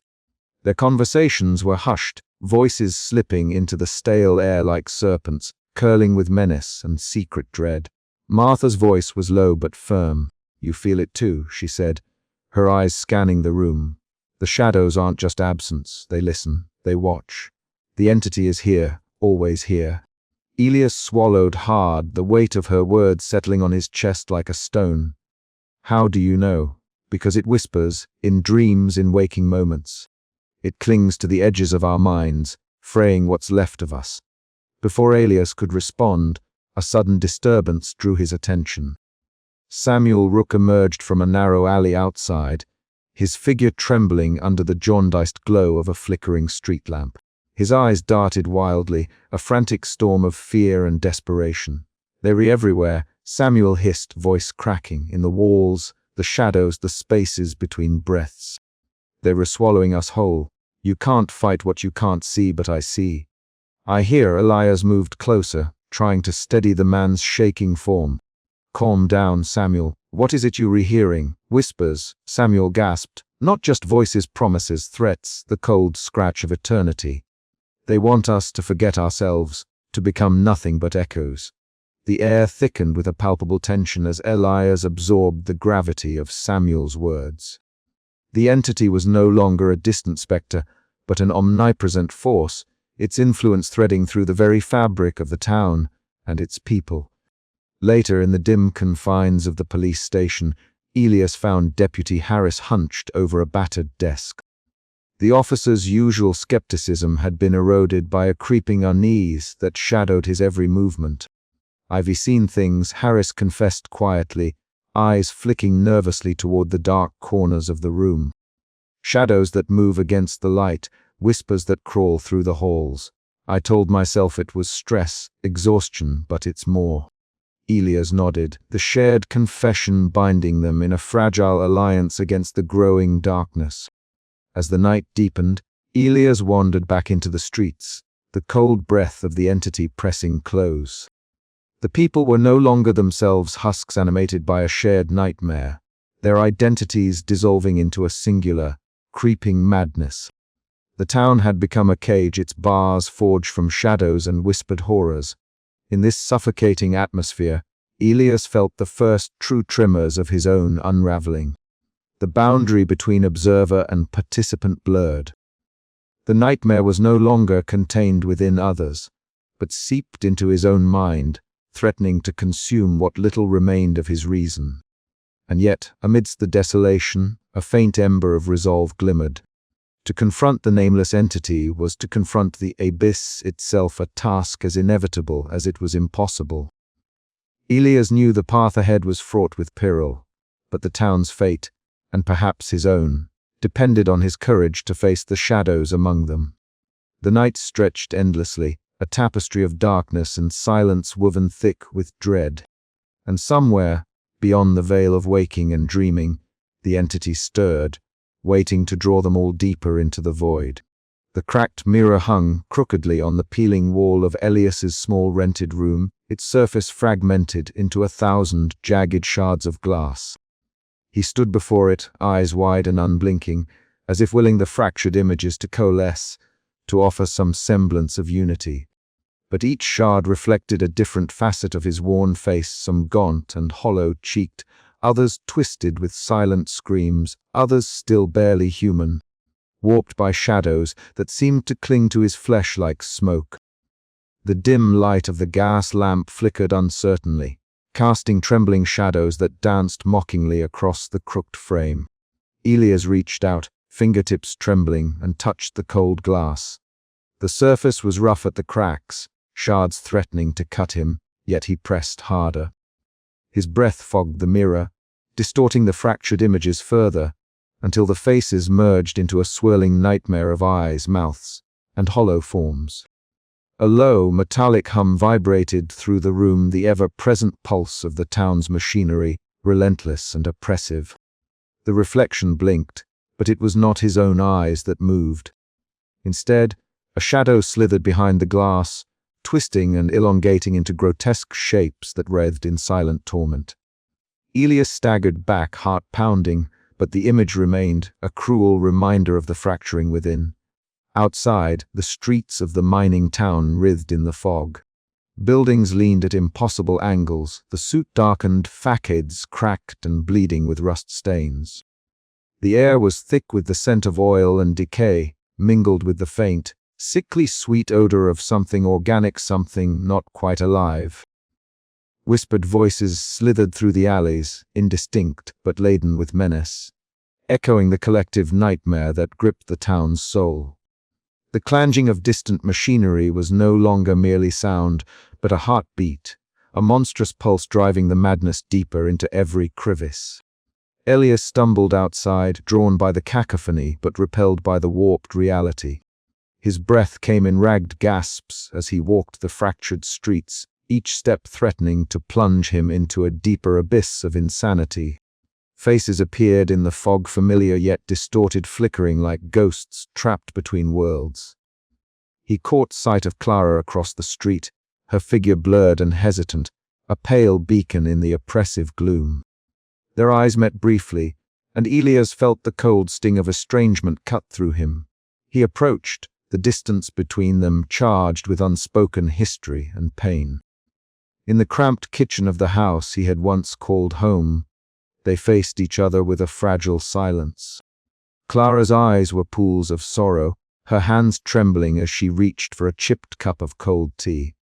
"Elias," she whispered, voice barely audible over the distant hum, "you are losing yourself in this place. You have to let go." But he shook his head, the lines of obsession etched deeply into his face. "I can't. Not yet. There's something beneath it all, something we have to understand." She looked away, a shadow crossing her features. Or maybe some things are better left buried. Their words hung heavy in the stale air, a fragile bridge threatened by the relentless tide of madness. That night, Elias sat alone in his room, the mirror's fragmented reflection staring back at him like a shattered soul. A sudden movement caught his eye, a shifting shadow at the edge of the room. He turned sharply, heart hammering, but saw nothing but darkness pressing against the thin walls. Then a flicker, a grotesque, amorphous shape coalesced briefly in the gloom. The nameless entity, both terrifying and ineffable, its form a writhing mass of industrial decay and suppressed trauma. It pulsed with a cosmic indifference that crushed Elias's spirit, a reminder that escape was a lie. The entity's presence dissolved into the fog, leaving Elias breathless and trembling. His reflection in the mirror no longer seemed his own, but a vessel for the town's collective suffering, a fractured, haunted visage doomed to endure the eternal unrest. As dawn approached, the oppressive atmosphere of the town seeped into his bones. Elias sank to the floor, clutching his head as the whispered voices crescendoed into a maddening chorus. The boundary between self and nightmare had shattered, and all that remained was the endless, fracturing echo of a mind unraveling. And still, the mirror waited, its shards reflecting 1,000 broken faces, none whole, none safe. The nightmare was no longer outside, it was within. But even as despair threatened to consume him, a faint spark flickered in the depths of his fractured mind, a question, a challenge, a desperate hope. Could he reclaim himself before the darkness claimed him utterly? Or was he forever lost to the shared madness that gripped the town? The mirror cracked again, a new fracture splitting the surface, and Elias's eyes met those of his reflection, fractured, haunted, human. Somewhere beyond the breaking, a sliver of resistance remained. The heavy fog clung to the crumbling streets like a suffocating shroud, muffling every sound except the distant, relentless groan of the mines and aching lament from the bowels of the earth that seemed to echo the town's own decay.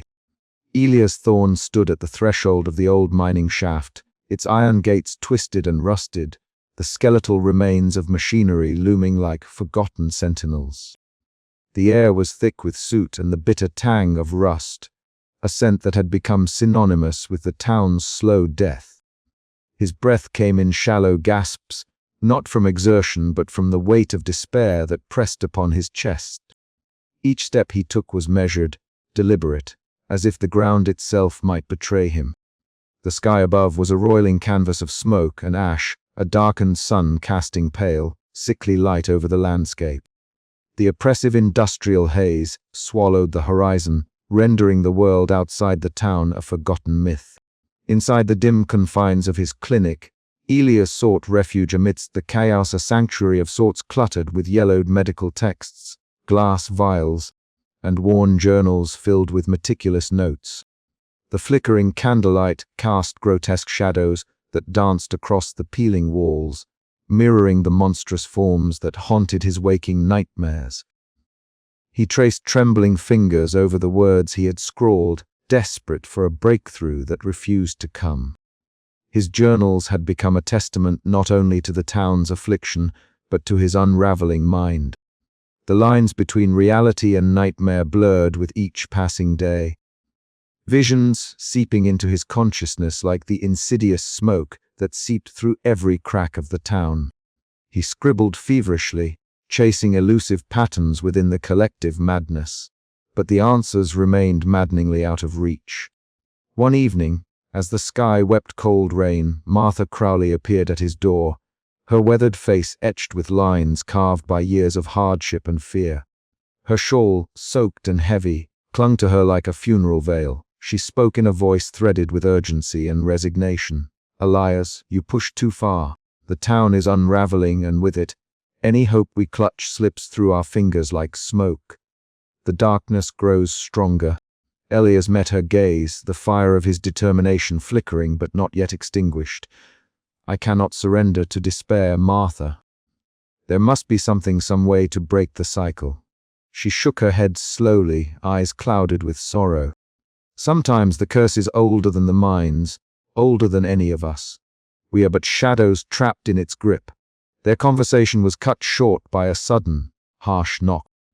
Deputy Harris entered, his stern features softened by fatigue, but hardened by the futility he now faced. "The town's falling apart, Doc. The people. They were losing their minds faster than we can keep track. There's talk of violence, and no one's safe anymore." Elias nodded grimly. "I fear the entity's hold is tightening." Days blurred into nights, and nights into a waking nightmare. Clara Thorne, Elias' estranged sister, came to him one stormy evening, the thunder rumbling like the earth's own lament. She stood quietly in the doorway, her pale face a mask of distant sorrow. The years of silence and separation hung heavy between them. "Elias," she whispered, voice barely audible over the rain, "you are losing yourself, this town. It's consuming you." He looked into her eyes, the last tether to his humanity fraying. "I'm trying, Clara, for all of us." But even his words felt hollow, swallowed by the oppressive atmosphere that had claimed the town and now threatened to claim him. The decay was no longer just physical. It seeped into the minds and souls of the townsfolk. Shops shuttered, streets emptied, and the once faint whispers of the nameless entity grew into a cacophony of dread.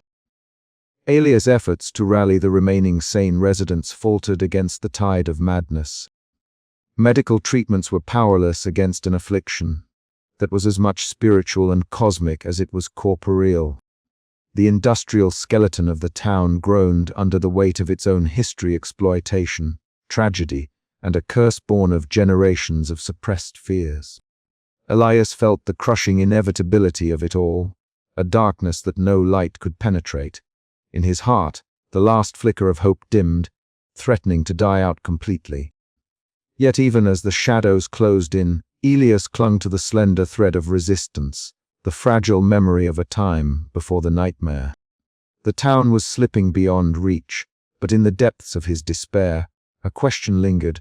Was there truly no escape, or was the last light simply waiting to be reignited?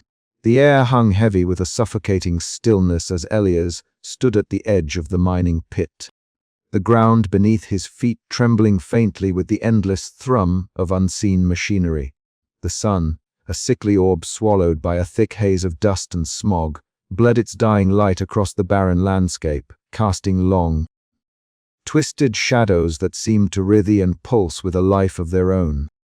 Around him, the town lay shrouded in an oppressive silence, broken only by the distant, mechanical drone that gnawed ceaselessly at the nerves of those who remained awake. Elias' breath came in shallow, ragged gasps, visible in the chill air as thin clouds of frost. His sharp eyes, once so keen and resolute, now betrayed the exhaustion that clawed at his mind. He watched the shadowy figures moving through the streets, gaunt faces turned upward, eyes wide and unblinking, reflecting the faint glow of the dying sun like hollow mirrors of despair. These were not mere sleepless souls. They were prisoners of a waking nightmare, caught in a trap woven from their own fear and the insidious presence lurking beneath the surface of their reality. The doctor's footsteps echoed hollowly as he turned away from the pit, heading toward the town hall, where a flicker of fragile hope still clung to the ragged edges of the community. Inside, the air was stale and thick with unease. The faint murmur of voices rose and fell like a broken tide, weaving through the dimly lit chamber where the townsfolk sat clustered together, their faces pale and drawn, eyes glazed with a mix of exhaustion and terror. At the front stood Martha Crowley, her weathered features tight with determination despite the tremor in her voice. She clutched a worn shawl around her shoulders as she addressed the fractured assembly. "We cannot give in," she urged, her words trembling but resolute. "This town has survived worse. We must hold on to what little hope remains." But the weight of despair was a cruel companion, and it hung heavy in the air, smothering her words before they could take root. Whispers of doubt and fear rippled through the crowd, a fragile thread of resistance fraying beneath the relentless pressure of the entity's influence. Elias felt the hopelessness seep into his bones, a cold and unyielding certainty that the nightmare had already claimed them all. Later, in the dim sanctuary of his cluttered office, Elias pored over the scattered pages of his journals and notes, ink smudged beneath trembling fingers as the shadows cast by the flickering lamp twisted and danced along the walls. In the corner of his vision, the amorphous shape of the entity pulsed and shifted, a grotesque silhouette of industrial decay and cosmic dread, feeding eagerly on the fragile threads of his dwindling sanity. He could no longer tell where his thoughts ended and the nightmare began. Hallucinations bled into reality. Whispered voices echoed in the silence, gnawing at his resolve. The knowledge that the entity was not just an external horror, but a manifestation of collective trauma and madness weighed heavily upon him. Every attempt to resist seemed to tighten its grip, drawing the town deeper into its inescapable abyss. A sudden tremor shook the foundations of the town, the very air vibrating with a terrible energy as the entity surged in power. Elias found himself huddled in the cramped basement of the clinic alongside Martha and the reluctant Deputy Harris. The walls closed in, their surfaces seeming to breathe with a slow, malevolent rhythm. The otherworldly whispers grew louder, a cacophony of voices that seemed to seep directly into their minds, unraveling the last threads of resistance. "There is no escape," Elias whispered, his voice cracked and hollow. This thing feeds on our fear, our madness. It's endless." Martha's eyes glistened with unshed tears, her stoic facade cracking for the first time. Deputy Harris's grip tightened on his flashlight, his skepticism eroded by the palpable terror that surrounded them. Outside, the town continued its restless vigil, eyes wide open, minds captive in a shared nightmare that stretched beyond the bounds of time and reason. Elias's last thoughts before darkness claimed him were a bitter lament for a community lost, a soul broken by the cruel certainty that some horrors are eternal, and no light remains in the abyss. The nightmare endured, a cosmic trap woven from despair and industrial decay, binding the town and its inhabitants in a waking death from which there was no reprieve. And in the heart of this living nightmare stood Elias Thorne, a man shattered by knowledge and madness, forever lost to the suffocating shadows of the town that sleeps with its eyes open. Yet even as the darkness closed in, a faint, trembling question lingered in the air: if escape was impossible, if resistance only fed the horror, then what meaning remained in their fight? The answer, like the nightmare itself, slipped away into the void, leaving only the unyielding weight of eternal dread. The oppressive hum of the unseen machinery continued unabated, a relentless reminder that the town's torment was far from over, and that the entity's hunger would never be sated. In this place where sanity frayed and hope withered, the only certainty was the endless night that awaited them all. Drudra. Elias Thorne sat hunched over a battered wooden desk in the corner of his dimly lit room, the faint glow of a flickering kerosene lamp casting long, wavering shadows across the cracked walls. Outside, the ever-present hum of the mining machinery thrummed relentlessly, a mechanical heartbeat that echoed the ceaseless unrest within the town. His pen trembled as it scratched across the yellowed pages of his journal, each word a fragile thread weaving the tapestry of a nightmare from which there was no waking. The eyes remain open, he wrote, but the minds are captive, trapped in a dream that is not their own, a shared hallucination woven from fear, trauma, and the decay that seeps from the earth beneath our feet. I have become both witness and prisoner of this dreadful truth. His gaunt face, framed by unkempt hair and shadowed by exhaustion, reflected the erosion of hope that had consumed him. The relentless insomnia that plagued the town had long since invaded his own nights, twisting dreams into grotesque visions that blurred into his waking hours. The boundary between what was real and what was nightmare had dissolved until it was impossible to say where one ended and the other began. Outside his window, the streets lay cloaked in a heavy, suffocating silence, broken only by the distant clang of iron and the muffled footsteps of the townsfolk. Their faces, pale and drawn, bore the hollow, haunted look of those caught in the grip of a shared dream-awaking nightmare, where eyes stared unblinking into a void that devoured individuality and sanity alike. Martha Crowley emerged from the shadows of her weathered home, wrapped tightly in a worn shawl that seemed to absorb the cold night air. Her voice, a trembling whisper, carried a fragile defiance as she murmured protective charms against the darkness that crept ever closer. Though her words offered scant comfort, they were a beacon of resistance in a town suffocated by despair.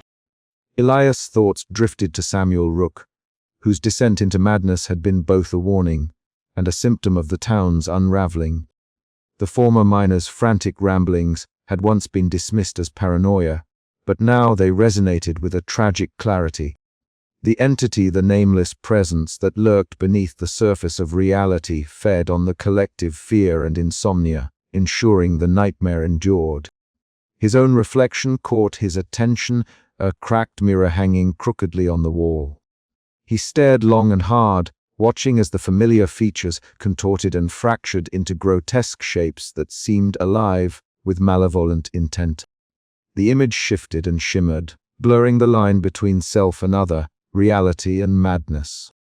A shiver coursed through him as the oppressive weight of the entity's influence pressed against his mind. The curse of the mining town was not merely a legacy of industrial exploitation or the trauma of generations past, it was a cosmic affliction, an eternal trap woven into the very fabric of their existence. In these final moments, Elias acknowledged the futility of his quest. There was no cure, no escape from the shared nightmare. The town was a living tome, its residents condemned to wander with eyes wide open yet forever lost within the depths of a monstrous dream. He set down his pen, the journal now a testament to despair and the fragility of the human mind under relentless siege. His breath came in shallow gasps as the echoes of the void whispered promises of oblivion. Outside, the machinery ceased for a moment, the silence stretching thin and taut like a held breath. Then, as if summoned by some unseen will, the town awoke once more within its unending nightmare, eyes open, minds captive, and souls tethered to a horror that would endure beyond the end of time. A final entry etched itself into Elias' journal, a haunting refrain that would linger in the shadows long after his voice was silenced. We are awake. Yet we sleep forever bound to the dream that devours us whole. The lamp flickered, then dimmed, plunging the room into darkness. Outside, the shared nightmare continued, eternal and unyielding. In the dim, suffocating depths of the abandoned mining shaft, Dr. Elias Thorne found himself swallowed by shadows that seemed to breathe and pulse with a life of their own. The air was thick with the stench of rusted metal and earth decay, a tangible weight pressing against his chest. The flickering light of his lantern cast grotesque shapes upon the jagged walls, shapes that writhed and shifted with a sinister intent. It was here, in this desolation, that the nameless entity revealed itself not as a form to be understood, but as an ever-changing mass of shadow and despair. Elias' heart pounded unevenly, a frantic rhythm that echoed the unrelenting pulse of the entity. Its presence was not a creature in any traditional sense, but a manifestation of the town's accumulated trauma and industrial ruin. He glimpsed fleeting grotesqueries within its amorphous shape, twisted faces, anguished limbs, and mechanical parts fused in impossible configurations. Each flicker of its shifting form threatened to unravel his sanity, a kaleidoscope of horror that defied comprehension. He tried to speak, to summon words of defiance, but his voice was swallowed by the oppressive silence that clung to the cavernous space.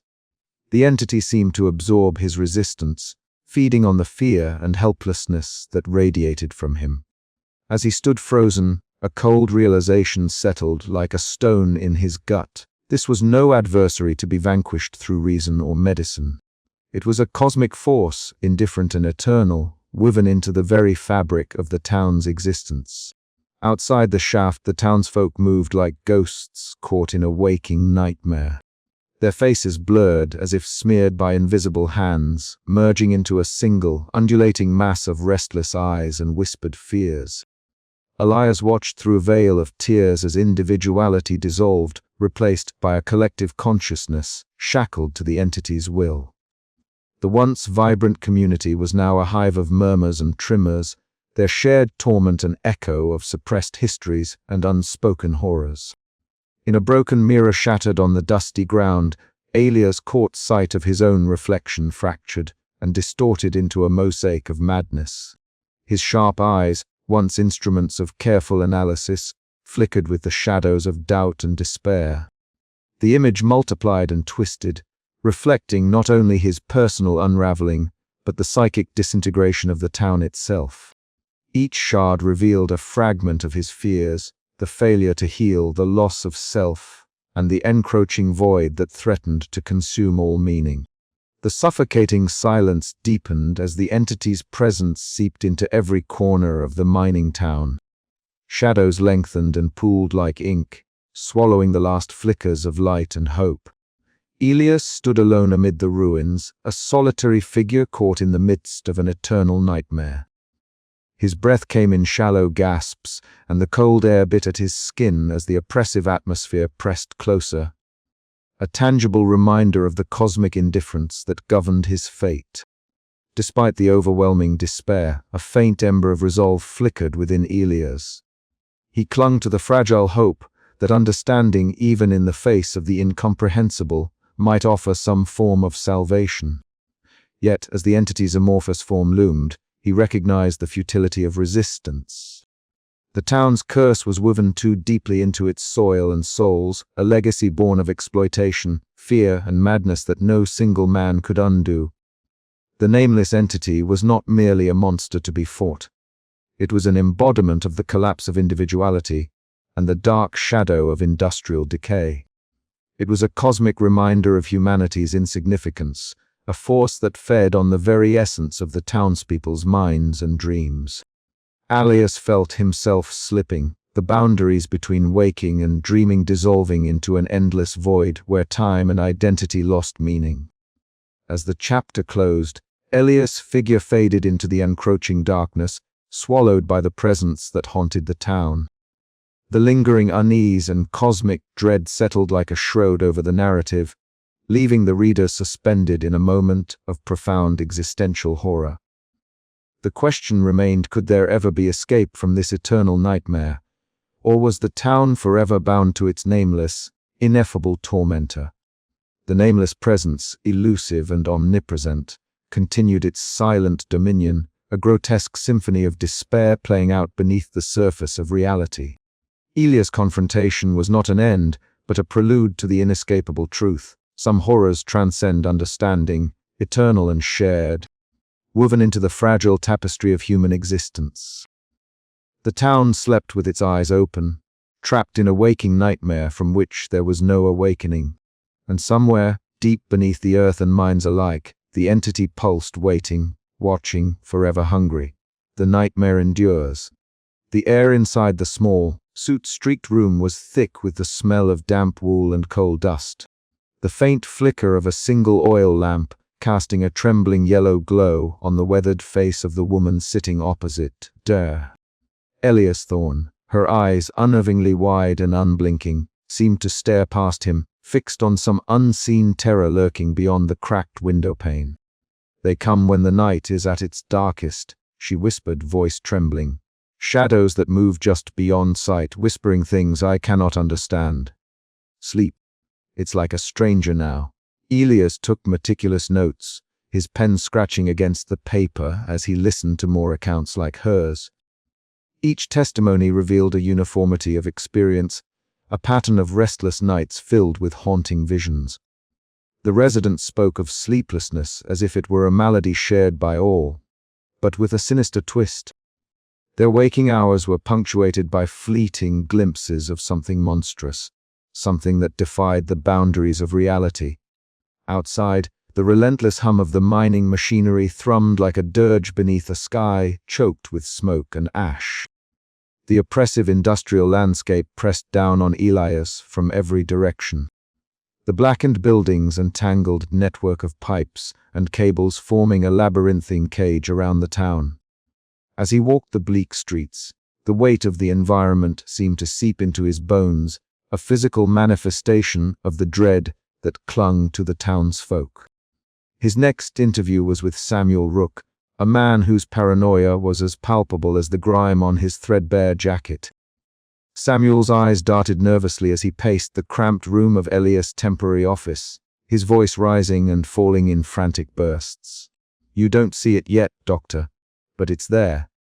Beneath the surface, it's been here all along, feeding on us. The sickness isn't just in our bodies, it's in our minds, in the very air we breathe." Elias maintained a calm exterior, but inwardly he felt a growing tension, a knot of unease tightening in his chest. Samuel's warnings, though disjointed, echoed the fragmented visions reported by others. The doctor's rational mind struggled to reconcile these accounts with his medical knowledge. Insomnia caused by industrial stress was plausible, but the shared nature of the hallucinations hinted at something else, something far more disturbing. Night had fallen by the time Elias returned to his lodgings. The room was cold and silent, save for the soft creak of the wooden floorboards beneath his feet. He lit the oil lamp and settled at the worn desk, his journal open to a fresh page. Under the flickering light, he recorded the testimonies and symptoms, the recurring images of grotesque shapes and whispered voices that haunted the town. Each word deepened the shadows gathering in his mind, the boundary between observer and participant beginning to erode. As the hours stretched on, The oppressive atmosphere of the town seemed to seep through the walls, invading his thoughts and dreams. The hum of the machinery became a sinister lullaby, a constant reminder of the industrial graveyard surrounding him.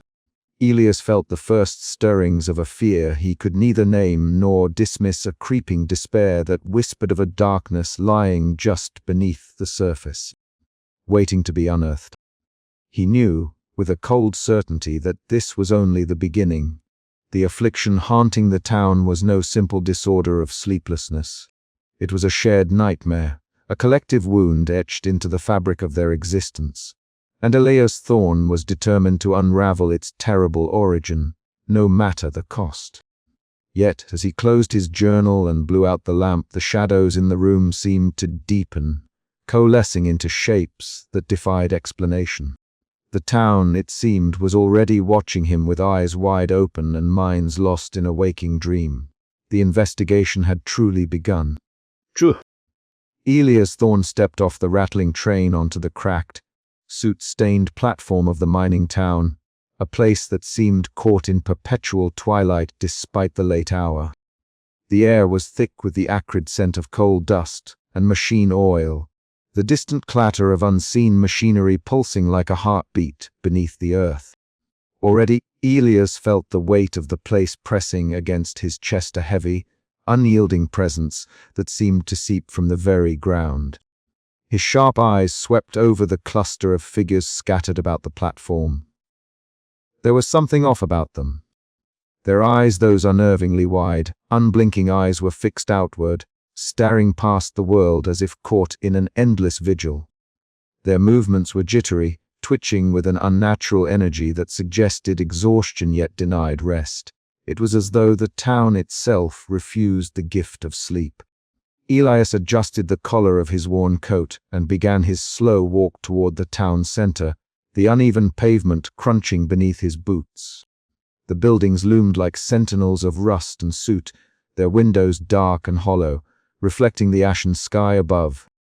The skeletal frames of mining rigs pierced the horizon, casting long, grotesque shadows that stretched across the streets like grasping fingers. At the edge of the main street, a dimly lit tavern offered a faint beacon of warmth. Inside, the murmur of hushed conversations mingled with the clink of glass. Elias made his way to the bar, where a woman with weathered features and a shawl wrapped tightly around her shoulders regarded him with steady, unyielding eyes. "You're the doctor, aren't you?" she asked softly, her voice roughened by years of smoke and hardship. "Dr. Elias Thorne," he replied, offering a thin smile. "Just arrived." She nodded, her gaze never wavering. "This town doesn't sleep, doctor. Not like it should."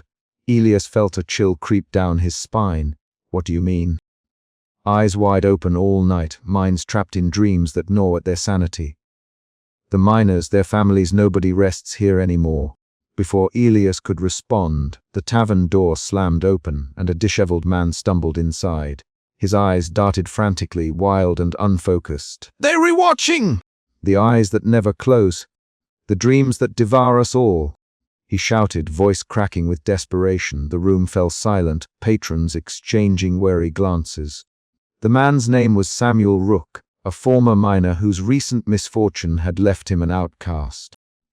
Elias noted the trimmer in his hands and the haunted look that clung to his every word. "Calm down, Samuel," Martha said firmly, though the tension in her voice betrayed her own fears. "Not everyone's ready to hear such talk." Elias watched the scene unfold, the stark reality of the town's affliction settling over him like a shroud. This was no ordinary insomnia. It was something deeper, more sinister, a collective nightmare that gripped the community in its relentless grasp. That night, as Elias settled into the frayed bed of his rented room, the oppressive hum of distant machinery lulled him not to sleep but to a restless awareness. Outside, the town's eyes remained wide open, staring into the void, waiting for what he could not yet say. But Elias knew, deep within his bones, that his arrival had stirred something long dormant, and that the shadows of this wakeful town would not easily release him from their grasp. He opened his journal, the scratch of his pen breaking the silence. Day 1. he wrote, "and already the weight of this place presses on my mind. The residents suffer from a sleeplessness unlike any I have seen. Their eyes, wide and unwavering, speak of horrors I have yet to comprehend. I must begin my investigation carefully, for beneath this industrial decay lies a darkness that threatens to consume us all." Outside, the night stretched on, endless and unyielding, as the town that sleeps with its eyes open drifted deeper into its waking nightmare. Dre. Elias Thorne sat alone in the fading light of the town's modest diner, nursing a cup of bitter coffee that did little to warm him against the chill that clung to his bones. The industrial skyline loomed beyond the window, skeletal structures of rusted girders and blackened smokestacks etched against a bruised sky. Here in this mining town whose name he had barely caught upon arrival. The air was thick with soot and something else, an intangible heaviness that seemed to press down on the soul. It was then that Martha Crowley approached, her footsteps quiet on the scuffed floorboards. She was a woman who carried the town's history in the lines of her face, weathered and unyielding. Draped in a worn shawl that seemed almost a second skin, her eyes held a steady resolve. Elias looked up, meeting her unwavering gaze. "Doctor," she said, her voice low but firm, "there are things you ought to know before you dig too deep."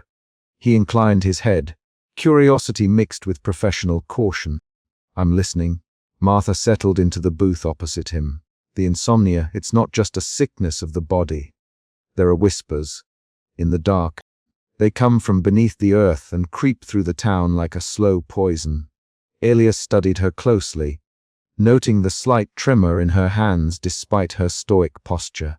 "Whispers," she nodded. "Voices no one else hears or chooses not to. They speak of things buried long ago, things better left alone." Skepticism warred with something deeper within Elias. His training urged him to seek tangible causes, yet the pervasive unease he'd felt since stepping into the town urged caution. "Have you heard these whispers yourself?" "I have," Martha replied, her eyes darkening, "and I fear what they mean for all of us." The conversation lingered in his mind as Elias left the diner, stepping out into the gathering dusk. The streets were empty save for the occasional flicker of movement behind curtained windows. The hum of the mining machinery had slowed to an intermittent groan, swallowed by the encroaching night. Shadows lengthened and twisted, seeming to pulse with a life of their own beneath the flickering street lamps. As he walked, Elias caught faint murmurs carried on the cold wind, indistinct, yet undeniably present. His heart quickened. Were they the whispers Martha spoke of, or the product of an overworked mind? He pressed on, drawn deeper into the labyrinthine alleys, where the weight of history seemed to seep from the cracked pavement and crumbling walls. Returning to his sparse lodgings, Elias allowed himself a moment to breathe. The room was small and sparse, illuminated by a single flickering bulb that cast long shadows against the peeling wallpaper. Exhaustion tugged at him, but sleep was elusive. When it finally claimed him, it brought no relief. His dreams were a swirling tempest of fractured images, shadows that writhed beneath the earth, voices that whispered secrets in a language just beyond comprehension, faces contorted in silent screams. The line between nightmare and waking blurred, leaving him trembling in the darkness. He awoke gasping, sweat dampening his shirt, the echo of whispering voices fading into the dawn's cold light. Martha's warning, the strange visions, the oppressive atmosphere all coalesced into a gnawing dread. The town was not merely sleepless. It was haunted, and the whispers in the dark were the harbingers of a deeper, unfathomable horror. Determined yet wary, Elias resolved to uncover the truth buried beneath the surface, knowing that each revelation risked pulling him further into the abyss. The shadows lengthened once more beyond his window, and the town held its breath, waiting for the next chapter in its waking nightmare. The cold air of the mining town seemed to seep into every crevice of Dr. Elias Thorne's being as he settled into his modest lodgings. The oppressive weight of the industrial landscape outside smokestacks belching plumes that clawed at the bruised sky. The ceaseless drone of machinery was a constant reminder that this place was unlike any he had encountered. His first nights had been sleepless, not because of the town's mysterious affliction, but because his mind churned with questions he had yet to answer. It was on the third morning that Alias began his earnest collection of testimonies. The townsfolk were a jittery, hollow-eyed lot, their faces etched with exhaustion yet eyes unnervingly wide, unblinking as if perpetually caught in a waking nightmare. Their voices carried a tremor, a fragile edge that spoke of fear and something unspoken. The first to speak was Mrs. Agnes Larkin, a woman whose hands trembled as she clutched a faded shawl. Her small home reeked of damp wood and stale smoke, the only light a sputtering oil lamp that cast grotesque shadows across the peeling wallpaper. "Doctor," she whispered, voice cracking, "the nights are worse than the days. I see things. Dark shapes beneath the earth. They reach out, grasping at the edges of my mind." Elias leaned forward, his pen scratching furiously on the yellowed notepad. "Can you describe these shapes? What do they look like?" She swallowed hard, eyes darting to the window, as if expecting the shadows themselves to peer inside. "They're like nothing I've known. Shifting and writhing, like smoke made solid. They watch, waiting." Such descriptions were becoming common. Each account was a fragment of a larger, incomprehensible tapestry that Alias struggled to decipher. There was a pattern, not merely insomnia, but a shared, overlapping nightmare that haunted them all. The town's dim streets carried with them an echo of desperation that culminated one afternoon in a scene Elias would not soon forget. Samuel Rook, a former miner whose life had unraveled in the wake of a devastating accident, burst into the clinic without ceremony. His clothes hung loosely on his gaunt frame. His eyes darted wildly beneath unkempt brows. "You have to listen," he rasped, voice trembling with a mixture of fear and rage. "It's coming, the thing beneath us. It feeds on our waking hours, our sleepless minds. They don't see it, but I've seen it, felt it crawling through the tunnels, whispering in the dark." Elias regarded him carefully, noting the desperation but also the spark of something vital. "Tell me everything, Samuel. What have you seen?" The man's story was a chaotic weave of visions and warnings, a tapestry painted in shadows and broken light. He spoke of a monstrous presence, amorphous and shifting, that invaded the dreams of the townspeople, binding them in a collective terror that no amount of waking could dispel.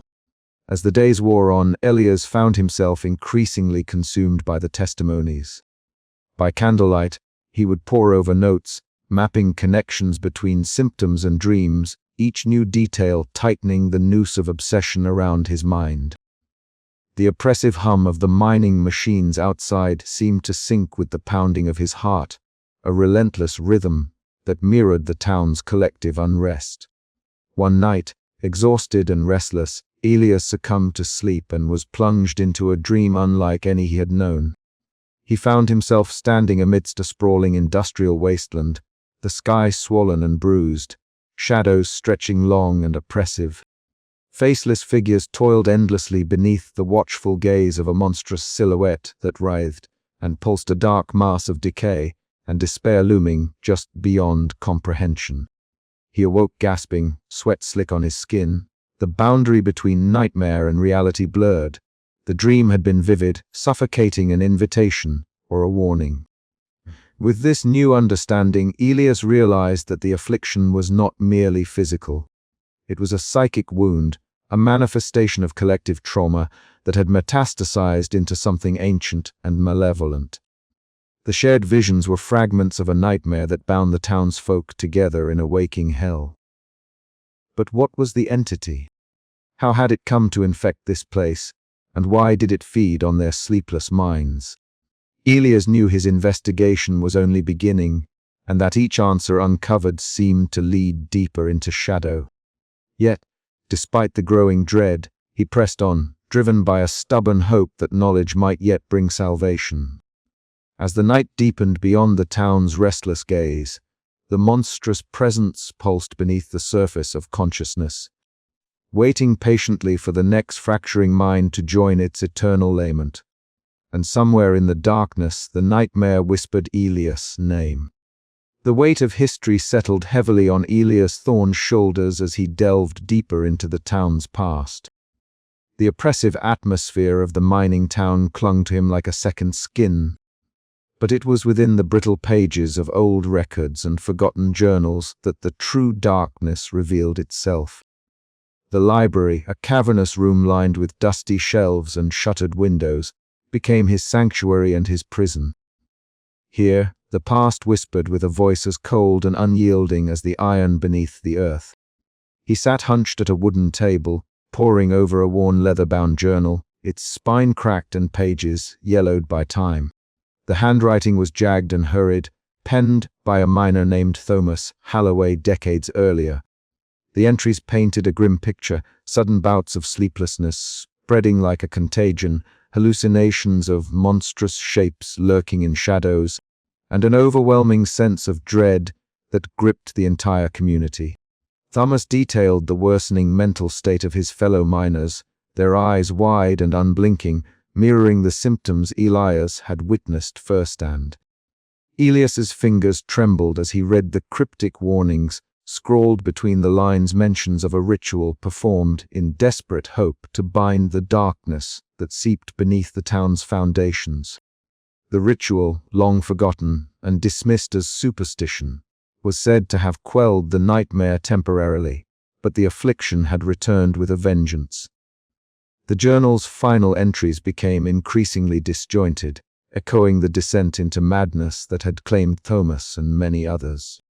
The oppressive hum of the mining machinery outside filtered through the library walls, a constant reminder of the industrial heart that pumped life and death into the town. Elias felt the weight of generations pressing down on him, the legacy of exploitation and suffering etched into every brick and beam. It was a legacy that seemed to feed the restless nightmare, a festering wound beneath the surface of reality. A soft knock at the door interrupted his reverie.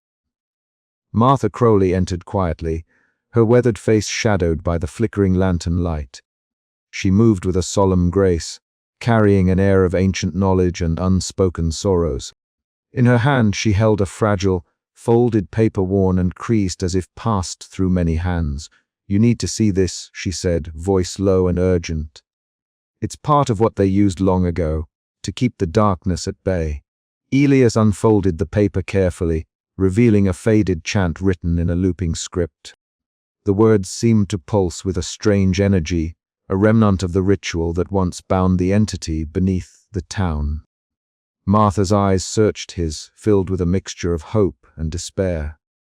"The town has always been caught in this cycle," she whispered. "We live on the edge of something ancient and terrible."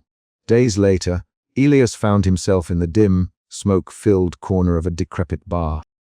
Samuel Rook, a former miner whose mind had frayed under the strain of the town's curse, leaned in close. His eyes darted nervously, his voice a frantic whisper. "They don't want you to know," Samuel rasped. "The elders, the bosses, they buried the truth with the bodies down the shafts. But it's all here, the price of their prosperity. The nightmares, the sleeplessness, they were not accidents." Elias listened, torn between skepticism and the chilling resonance of Samuel's words. The man's paranoia was palpable, yet beneath it lay a kernel of truth that refused to be ignored. The bar's stale air seemed to thicken, heavy with the weight of unspoken horrors, and the grinding machinery's relentless drone. Haunted by these revelations, Elias found himself drawn to the rusted iron bridge that arched over the sprawling industrial complex. The setting sun bathed the landscape in a sickly orange glow, casting long, twisted shadows that danced through clouds of coal dust. The air was thick and choking, filled with the metallic scent of rust and decay. He stood there, gazing at the sprawling maze of machinery and mine shafts, the veins of the town's lifeblood and its curse.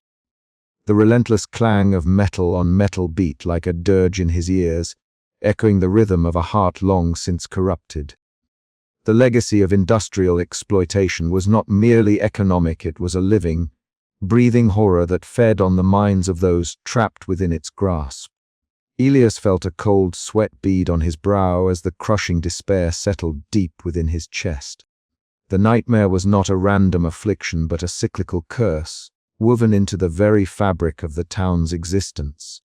Each generation was doomed to suffer the same torment, bound by rituals forgotten and sins unatoned.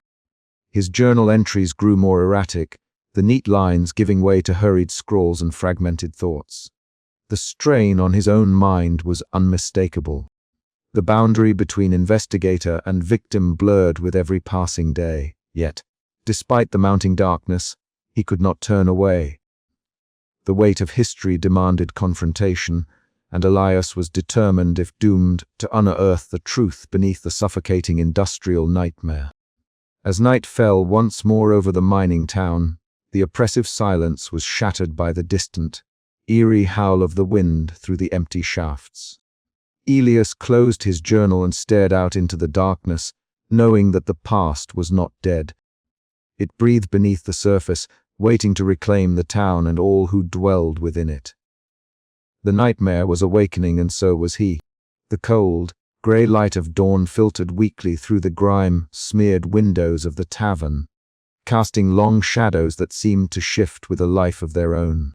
Within, the air was thick with the metallic tang of stale beer and unwashed bodies. The usual low murmur of voices was shattered abruptly by a sudden, frantic intrusion. Samuel Rook stumbled inside, his clothes disheveled and stained with dirt and sweat, his eyes darting wildly as if pursued by unseen terrors. He clutched a trembling hand to his chest, gasping for breath as he raised his voice, hoarse and urgent. "They're here! The thing beneath us, the shadow in our minds!" "You have to listen, it's coming for us all." The room fell silent, save for the rasp of his ragged breathing. Patrons exchanged uneasy glances, some scoffing, others shrinking back, as if the very mention of the horror could summon it forth. Rook's words tumbled out in a torrent, fragmented and desperate. "I've seen it. In the mines, in the dreams whispering, twisting, devouring. The sleepless curse, it's not just a sickness. It's alive, feeding on our fear, our madness. We have to fight it before it takes us all." A burly miner rose, voice thick with suspicion. "Samuel, you've been out in the dark too long. Maybe you were the one losing your mind." Rook's eyes blazed with feverish intensity. No! "You don't understand. It's already inside us. It's in our waking hours now. We were all trapped in its nightmare." Before more could be said, a commotion erupted near the tavern's entrance. Elias Thorne, seated in a shadowed corner, rose quickly, his sharp eyes narrowing. A man, gaunt and trembling, was lashing out wildly, swinging a heavy fist at anyone who approached. The crowd recoiled, panic igniting like a spark in dry tinder. "Stop!" Elias called out, stepping forward cautiously. The man's eyes were wide and unseeing, pupils dilated into pools of madness. With effort, Elias subdued him, noting the faint sheen of sweat and the rapid, shallow breaths. The man collapsed into a heap, exhausted and broken. This was no isolated incident. Reports had begun trickling in, neighbors turning violent without cause, sudden fits of rage and despair gripping even the most stoic residents. The shared nightmare was no longer confined to sleep. It was bleeding into the waking world like ink spreading through water. Back in his office, Elias sat hunched over a cluttered desk, the dim glow of a single lamp casting long, flickering shadows over stacks of notebooks, medical charts, and hastily scribbled observations. The relentless hum of mining machinery thrummed through the thick walls, a ceaseless reminder of the town's industrial heart and its oppressive presence. He pinched the bridge of his nose, exhaustion and frustration warring within him. The symptoms were baffling, insomnia so pervasive it frayed the edges of sanity, shared hallucinations that echoed like a chorus of whispers in the collective mind, and now, violent outbreaks that threatened to unravel the fragile social fabric. His journals had grown erratic, a mirror to the chaos overtaking both town and self. Each entry was a desperate attempt to impose order on the mounting dread, to capture fleeting moments of clarity amid the encroaching madness. Late into the night, Elias found himself pacing the narrow confines of his room. The shadows cast by the flickering candlelight writhed and twisted like living things, mocking his futile efforts to hold reality intact. The air was thick, almost suffocating, heavy with unspoken fears and the echo of distant whispers that seemed to seep through the very walls. He paused, ears straining. A faint, unplacable murmur whispered just beyond comprehension, a susurrus of voices melding into a single, overwhelming presence. The entity was no longer a distant enigma. It was here, palpable and pressing against the fragile veil between sanity and madness. Elias shuddered, clutching the worn leather cover of his journal. The lines between dream and waking blurred, and with each passing hour, the grip of the entity tightened. Outside, the town stirred uneasily, its people caught in the grip of a nightmare they could neither wake from nor fully comprehend. And in the center of it all stood Elias, a solitary figure fighting to pierce the darkness, even as it threatened to consume him whole. As dawn approached, Elias understood with chilling clarity. The signs of madness were no longer mere warnings, they were the new reality. The question remained, haunting and relentless, how long before the entire town succumbed to the entity's insidious grasp? His hand trembled as he penned the final words for the night, the ink bleeding slightly on the page like a wound that refused to heal. We are running out of time. The nightmare is waking. And somewhere, deep beneath the cracked earth and rusted machinery, the nameless entity pulsed patient, eternal, and hungry. The night crept into the mining town like a slow, suffocating shroud, swallowing the last remnants of twilight and leaving a void filled only by the hum and clatter of machinery that never ceased. Judah Elias Thorne sat alone at his desk, the small lamp casting a weak, flickering circle of light that barely pierced the oppressive darkness of his cramped room. The pages of his journal lay open before him, inked with frantic scrawls and disjointed notes, words looping back on themselves, sentences left unfinished. Thoughts unraveling with every stroke. The air was heavy, thick with soot and the metallic tang of the mines that lingered even here, far from the shafts and tunnels. A sudden flicker in the lamp's glow sent shadows dancing grotesquely across the wall's elongated limbs, twisting forms that seemed to writhe with a life of their own. Elias blinked hard, shaking his head as if to dispel the hallucination, but the shapes only grew more distinct, crawling along the plaster like dark tides. He pressed his palms to his eyes, willing the visions away, but when he opened them again, the room had shifted. The edges of reality blurred and warped, the familiar contours of his desk melting into a shifting landscape of industrial decay and nightmarish shapes. His breath quickened, heart pounding a frantic rhythm that echoed the distant clanging and whining of the machinery outside. The entity's presence was no longer confined to dreams or whispered rumors. It seeped into his waking mind, threading through his thoughts like a poison. He reached for his journal, desperate to anchor himself to something solid, but the words swirled on the page, letters rearranging into cryptic symbols that defied comprehension. Days passed, or was it hours? Time had become a fragmented illusion, each moment bleeding into the next without distinction. His sleep was fitful at best, punctuated by vivid, terrifying dreams that left him gasping for air, his eyes wide open but seeing impossible things. In these dreams, he wandered through the labyrinthine tunnels beneath the town, walls pulsing with a sickly, organic rhythm. Shadows coalescing into grotesque forms that whispered his name with voices like grinding metal. It was in this fragile state that Clara Thorne arrived, her presence both a balm and a blade. The estranged sister entered his room quietly, her footsteps hesitant on the worn floorboards. Elias looked up, startled by the intrusion, his sharp eyes meeting hers, guarded, tired and distant. Clara's pale face was framed by strands of dark hair, her features etched with the lines of years spent in emotional exile. "Elias," she began softly, voice trembling with a mixture of concern and exhaustion, "you re-slipping away. This place is doing something to you." Her words hung in the stale air, heavy with unspoken pain. He swallowed hard, the weight of isolation pressing down on him like the thick industrial fog outside. "I'm trying to understand," he whispered. "If I don't, no one else will." She shook her head, eyes glistening. "You're losing yourself. The town isn't just a place, Elias. It's a prison for all of us, even you."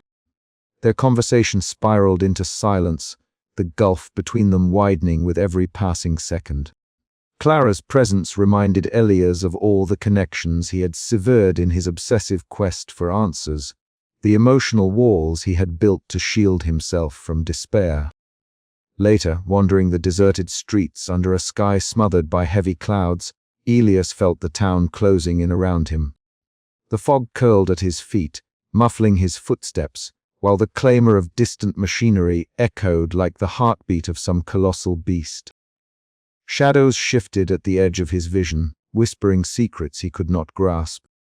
Every turn seemed to lead deeper into a waking nightmare where reality and hallucination entwined relentlessly. Back in his room, the cracked mirror on the wall became a portal to his fractured psyche. Staring into it, Elias saw his reflection distort his gaunt face, splintering into shards that revealed monstrous shapes lurking just behind his eyes. The image flickered, a grotesque dance between man and nightmare, sanity and madness. He reached out, fingers trembling, but the glass was cold and unyielding, the reflection mocking his vulnerability. His journal entries grew increasingly erratic, pages filled with agonized questions and fragmented observations. The entity's influence was palpable, a dark veil blurring the boundaries of his mind. He was no longer certain if his perceptions were his own or seeded by the creeping madness that gripped the town. As the chapter closes, Elias sits alone, trapped behind the blurred veil of his own unraveling mind. The oppressive industrial landscape pressing against his consciousness like an unrelenting force. The line between waking and dreaming has dissolved, leaving him stranded in a liminal space where horror and despair intertwine an uncertain threshold from which there may be no return. The evening had slipped into a deeper shade of grey as Elias Thorne made his way toward the outskirts of the town. His footsteps soft against the cracked pavement slick with recent rain. The air was thick with the metallic tang of the mine, and the ever-present hum of machinery that never truly ceased. His mind churned restlessly, a storm of unanswered questions and growing unease. It was in this twilight that he sought out Martha Crowley, the stoic miner's wife, whose warnings had grown more insistent with each passing day. Her home was a modest, weather-beaten structure perched precariously near the edge of the mining district. As Elias approached, the faint flicker of candlelight seeped through the grimy windows, casting long shadows across the soot-streaked walls. When Martha opened the door, her strong-featured face was etched with worry. She ushered Elias inside without a word, the air thick with the scent of burning wood and old earth. "You shouldn't be poking around too deep," Martha said, her voice low and trembling, as if the very mention of the town's secret might summon unseen horrors. "There are things that don't want to be found.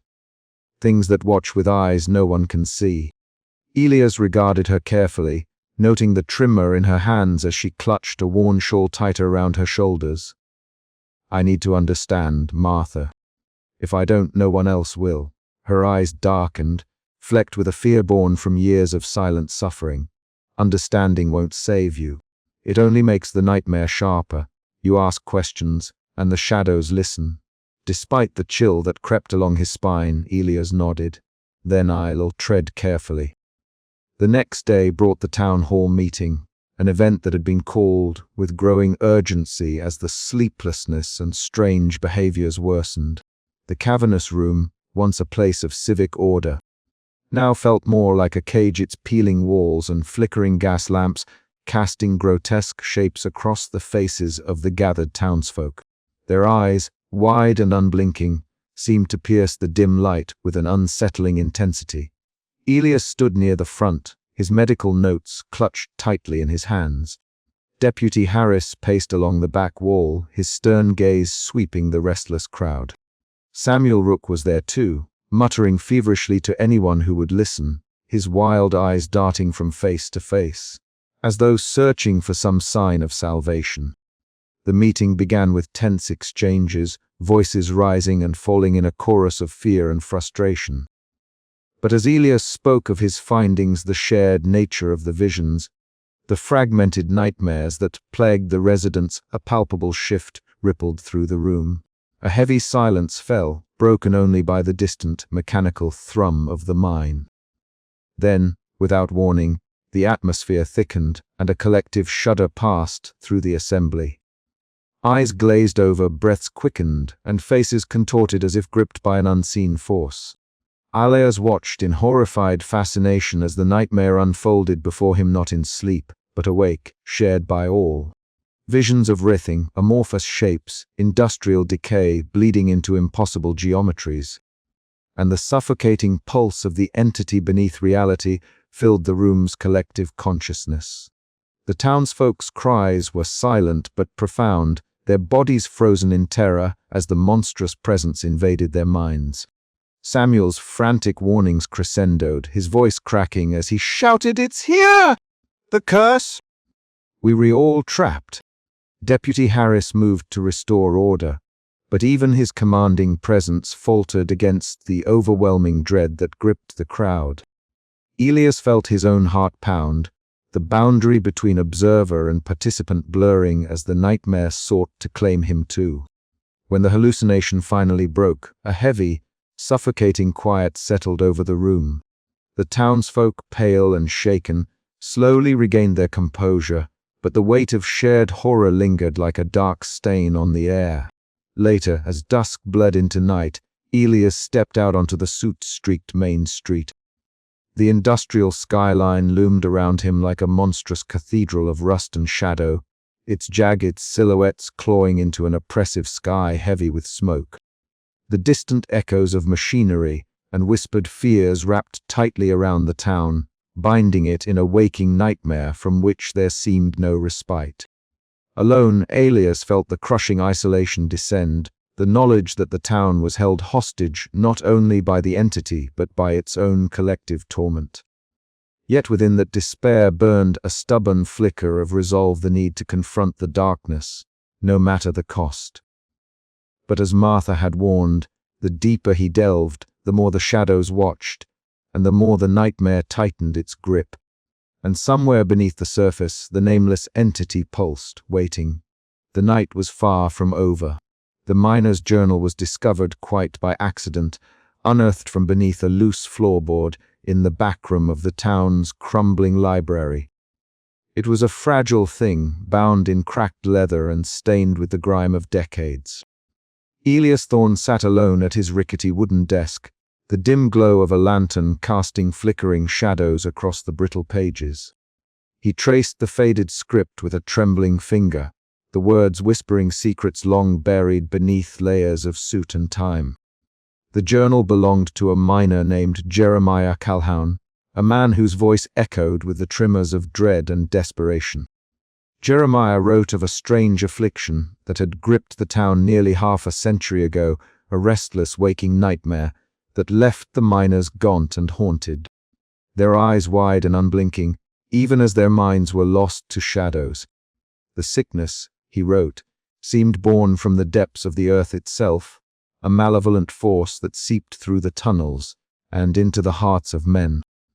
What chilled Elias most was Jeremiah's account of a ritual, a cursed rite performed beneath the surface in a desperate attempt to bind or banish the terrible presence.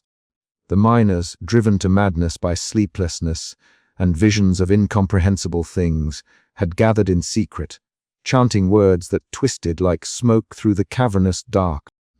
But the ritual had not brought relief.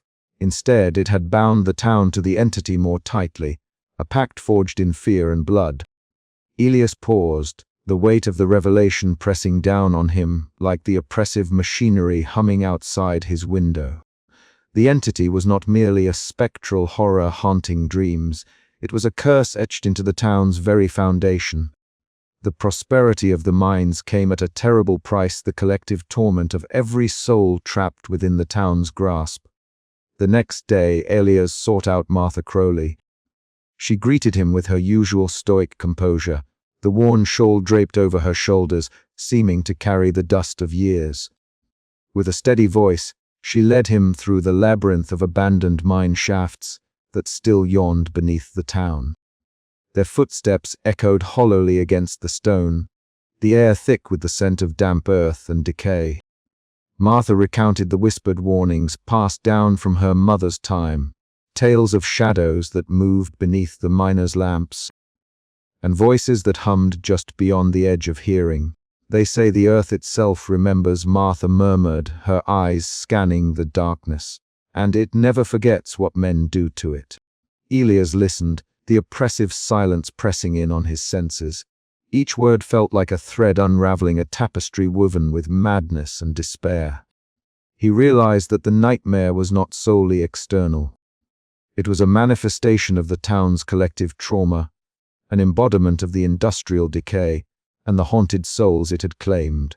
That night, Elias found himself plagued by fragmented visions. He dreamed of the tunnels collapsing, of monstrous forms shifting beneath the earth, their shapes grotesque and amorphous, the very entity described in the miner's journal. His own reflection in the cracked mirror seemed distorted, eyes hollow and rimmed with shadows. The line between his waking thoughts and the nightmare blurred, leaving him adrift in a sea of confusion and dread. A sudden howl shattered the silence outside his window, a sound raw and agonizing, cutting through the night like a blade. Elias sat frozen, the echoes of that primal cry reminding him that the curse was not confined to the past. It was alive, pulsing beneath the town's industrial heart. He closed the journal slowly, the leather cover creaking softly, and understood with a grim certainty that the nightmare was both external and internal.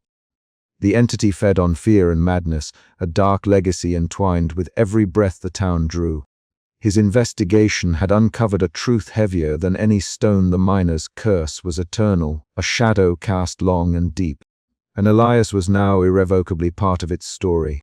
Yet in the depths of his despair, a small flicker of resolve remained. If the curse was born of forgotten rituals and buried sins, perhaps understanding it could offer a path through the darkness. But as the boundary between reality and nightmare grew ever more tenuous, Elias knew that the price of that knowledge might be his own sanity. The town's haunted legacy was a labyrinth with no clear exit, and every step forward risked plunging him further into the abyss. Outside, the industrial hum persisted, a ceaseless drone that seemed to mock the fragile hope kindling within him. The shadows lengthened, and the entity stirred in the collective dreamscape, waiting. Elias' journey into the heart of the town's darkness was only just beginning. He must confront the miner's curse or be consumed by it. And so, with the journal clutched tightly in trembling hands, Elias prepared to delve deeper into a nightmare that was waking and relentless. The air in the room thickened, the oppressive weight of history settling over him like a shroud. Somewhere beyond the walls, the entity whispered a nameless presence that promised only suffering and madness. Elias' eyes burned with sleepless determination, even as the shadows around him seemed to pulse with a life of their own. The nightmare was far from over, but Elias would not sleep, not yet.